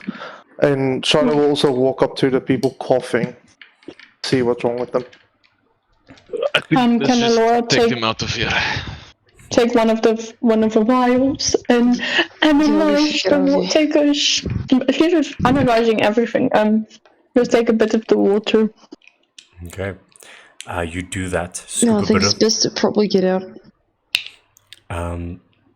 As you say that, Silas, Shiloh, to whom do you walk up to do this check? Maybe Silas first. Silas, Shiloh walks up to you, and whatever you do, explain that to me and make a medicine check in the process. I think Shiloh just uses quite limited medicinal knowledge. Kind of opens Silas's eyes, looks at it, forcefully opens his mouth. What are you doing? Looks for sores. Kind of feels the back of his neck, and hopefully it has a good medicine. He's check bit for on it. his shoulder, by the way. He also takes a look at the bite. That's a 14. Of 87? A 14. Okay, with a 14, obviously the bite marks and the poison do look quite dangerous and probably should be checked out before the sepsis and infection sets in. But you listen to Silas's breathing, and you can clearly deduce not exactly what it is, but whatever the coughing is, it is separate from the spider's poison. Like the spider's poison didn't cause the coughing. Yes, the spider poison is in the bloodstream. There is something wrong with Silas's lungs, essentially. Maybe something he may be, or you all may be breathing in at this moment. I think Charlotte maybe just yells back to Alora. Fraulein, how's your breathing? How is Alora's? She just takes a very comically large breath. How does her breathing feel? Immediately make a Constitution saving throw for me, and no. you start rapidly coughing No. as you do that. Oh no, but there's not a saving throw. Ignore that one. That's a 19. No, yeah. Sorry, no, 20. You, you cough very loudly. Nothing happens to you, but it's definitely difficult to breathe. Something in the air. It's funny because Shiloh obviously doesn't have any difficulty breathing at the moment. No, because you he don't doesn't have to breathe. Yeah. I don't have lungs. So Shiloh's very confused. But I think he is smart enough. I think we should get out of here. I think we need to get out of here as soon as Yeah, possible. probably. Yes. Let's get out. Yeah.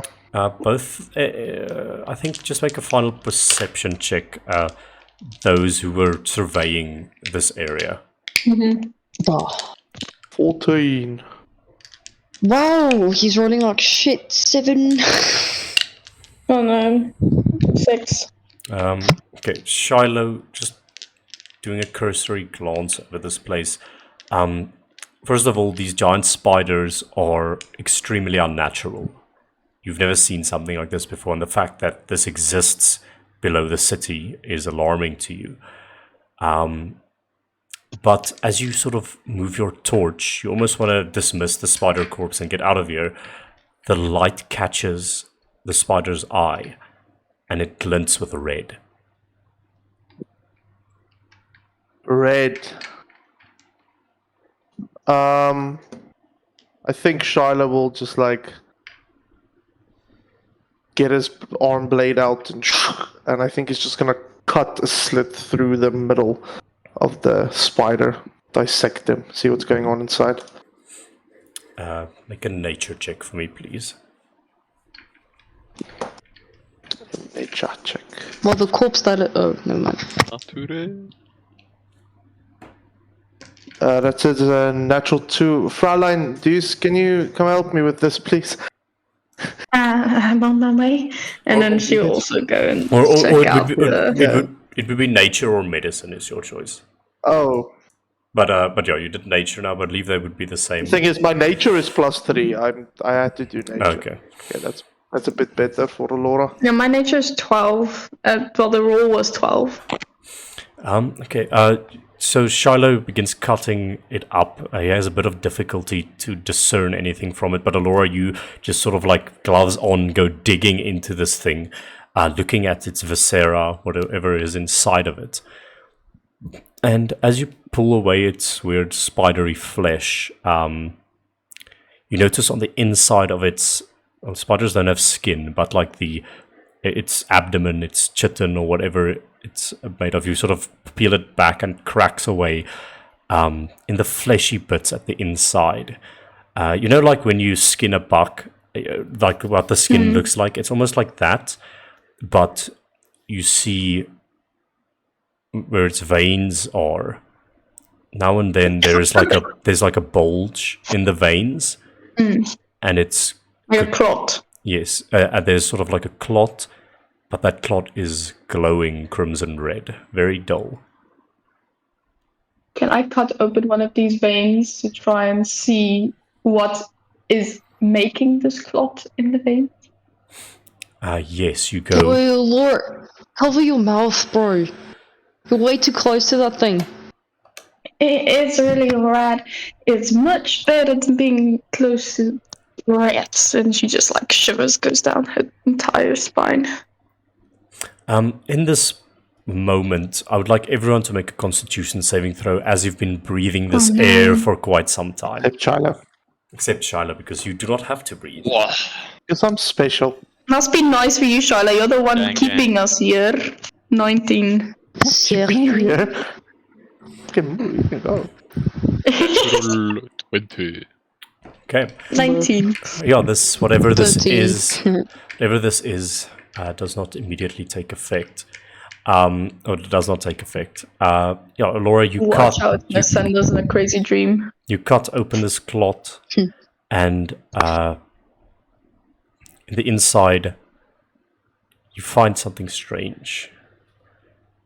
This clot is a mixture of blood and crystallized blood that is glowing red. Do you find anything? Yeah, she shows the clot which she had put in her hand, and she shows it. This is a mixture of blood and crystal that I found in their veins. It seems to have been clotting them up, but why? Why would a spider have crystal within its veins? Do I even have to guess which kind of crystal it is? And Shadow will take a look at the crystal. Does it look familiar? I'm gonna ask for a investigation check in this moment. You will get your answer, but this is to see if you get a little bit more. Can I help him? Yes, you can. Please do. Please do. Are you giving me advantage, or are you just going to do it? I'm mid-bone, giving you advantage. That I rolled 2 3s in a row. Fuck D&D Beyond, honestly. Fuck D&D Beyond. So, looking at this, you can clearly tell what substance it is. It's very reminiscent of bleed. How it got there, you don't know. But I think there's a connection that you can make here that this could potentially be the reason for this mutation in this creature. I'm just gonna look at the other two, like Sergei and Silas, and she's gonna tell them any ideas of how bleed could have gotten in a monstrosity like this. There's bleed in him? Yeah. I think we can ask ourselves these questions on another time. We need to get out of here soon. Yeah, let's get. How are we gonna get out of here precisely? Because That is a very good. we're in a hole. Perception check on how to get out. Perhaps? Make a perception check. Sergei is I trying hope- to throw Alexander up the hole. No. Oh, that is an 18. Wait. We just have to be careful because there's more rats up there if we go back. Yeah. Okay, but what does my perception tell me? You see, this is clearly a dead end, but there's the sewage flowing beneath this wall. You look at potential ways to get out. There's a some sort of sewage gate over here, and over here, and looking through them, there is an additional gate, but not this side. Okay, no, sorry, actually, yeah, you see an additional gate over here. There seems to be some sort of like sewage nexus of some kind. So there are these 4 gates, but there's nothing beyond this one. To the one to the left, there's some sort of like additional grate that's higher up, which is spewing sewage water out. So that would be this window-looking thing over here. But it seems to be a thinner pipe of some sort flowing into this area. Over here, the same thing. So you could potentially go through that, but it's going to be like a crawl to go through that. And to the right side, you see this gate, and the sewer continues on further, going through another gate. Guys, what? This side, he points to the side, is a gate leading to this another sewer's arms. The others are crawling situations, and I really don't want to crawl through piss and poop. So maybe we can go into this gate. Alright. What? Let's just get Okay. out of here. Silas is gonna go try and open the gate. I will assist Silas. Okay, Silas, make a lock-picking check for me, please, with advantage. It's a lot of hands, right? Indeed. Going to be a depressing. I rolled 2 5s, that's a 12. I would say you put your tumblers in there, and these locks are very rusted, so it's hard to guess where all the tumblers are. It does not open. Shiloh just soft like silently Frosted. moves you out of the way, and Just he break it. also attempts to lockpick. Go for it. I try and break it while he lockpicks. Make an athletics check. Giving me advantage. Oh, another natural 20. Let's go. Yeah, so Shiloh, you're like, go there, get the same roll I'm as Silas, almost there. and then it just breaks off of its hinges, and Sergei is holding it. You know, brute force isn't always the answer to it. Great lockpicking It's worked so skills. far. Charlotte, Silas pats your shoulder but just walks in. Okay. Obviously being sarcastic. While before Elora goes past Shiloh, she's gonna pat him on the back and say, "Don't worry, I'm sure you'll get it next time." And then she's Is one of you gonna grab Solon, by the way? Is he still laying there? "Oh yeah, true. Shiloh, that's your baby." Alright, you know what Shiloh is going to do? Shiloh is going to move towards Solon, where he is, but you guys can't see him, right? Because he's like in that hallway. And he's just going to return. And he doesn't have Solon with him. But you just see him close his bag of holding, just like clips it closed. Oh no. I've got him. Let's go. My foot. Did you put a man in the bag? Do I know You know what what? this bag is? You know what? Never mind, let's just get out of here, please. So that happens. I feel like I'm dying. Laura, you can make an intelligence check for me real quick. Then we'll end the session. Who? Alora, 18. you've got an idea of what a bag of holding is, and you're not sure how safe it's going to be to leave Solon for there much longer, but you all do step into the next part of the sewer. And as you do, to the left of you, to the right of you, you see light from a manhole cover that leads to the top, the surface, and a ladder coming down from it. But to the left, rather to the front, the pipe just continues. But immediately to the left, there is all the sewage seems to be flowing in this direction. A diagonal pipe going downwards, deeper, extremely dark, just on and on. And the moment you step into view or into adjacency with that deeper going pipe, this waft of hot air hits you, and you find it even more difficult to breathe. Make a Constitution saving throw, each of you. Oh jeez. He just wants us to die. 14 on me.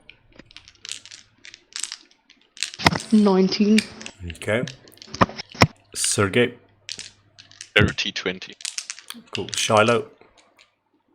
Shiloh probably doesn't have to. Oh no, he's fucking doesn't have to breathe. Yeah, you just feel that waft of air coming through, and whatever and you all find yourselves coughing, and almost not uncontrollably, but you cannot stop yourself coughing while within periphery of this pipe, and you can clearly deduce that whatever this shit in the air is coming from deeper into that pipe. But yo, what do you do? We continue on. You know what? Can I just rip a piece of cloth off my shirt and just tie it around my nose and like a mask? Yes. No. I think we might need to come back to this. Let's just get the rest of the people before we... Yes, but how do you suggest we get out of here? Okay. A note. the manhole cover? Yeah, I did just tell you that there is a Points to the manhole there's cover. a ladder in the same room. There's a manhole cover. Okay. I like that idea in that case. We'll come back.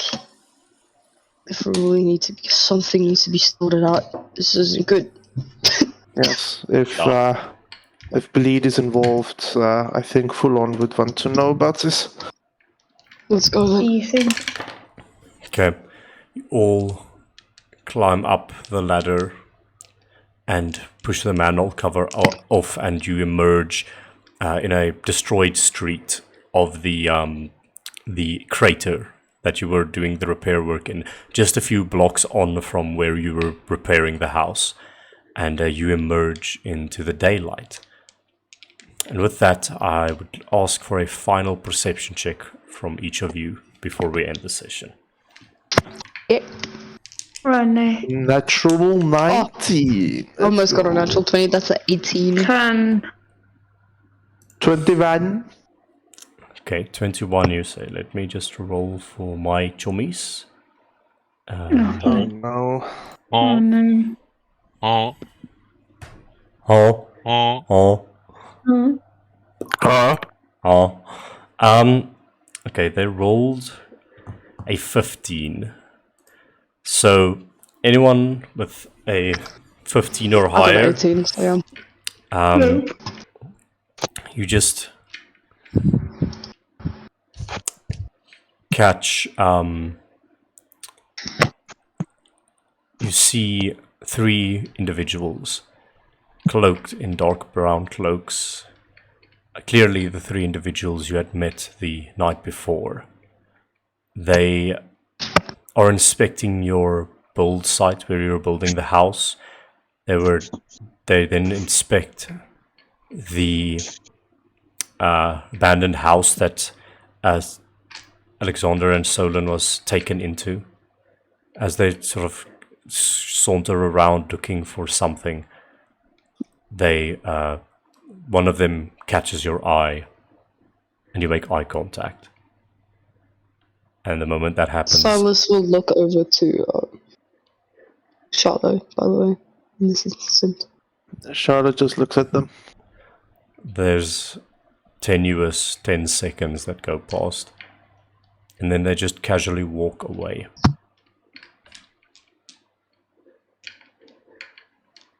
This doesn't feel right. That we can agree. And with that, we fade out as we end this episode of the Brass Gasconade. Ladies and gentlemen, we'll pick up there next time. All right. All right. Cool.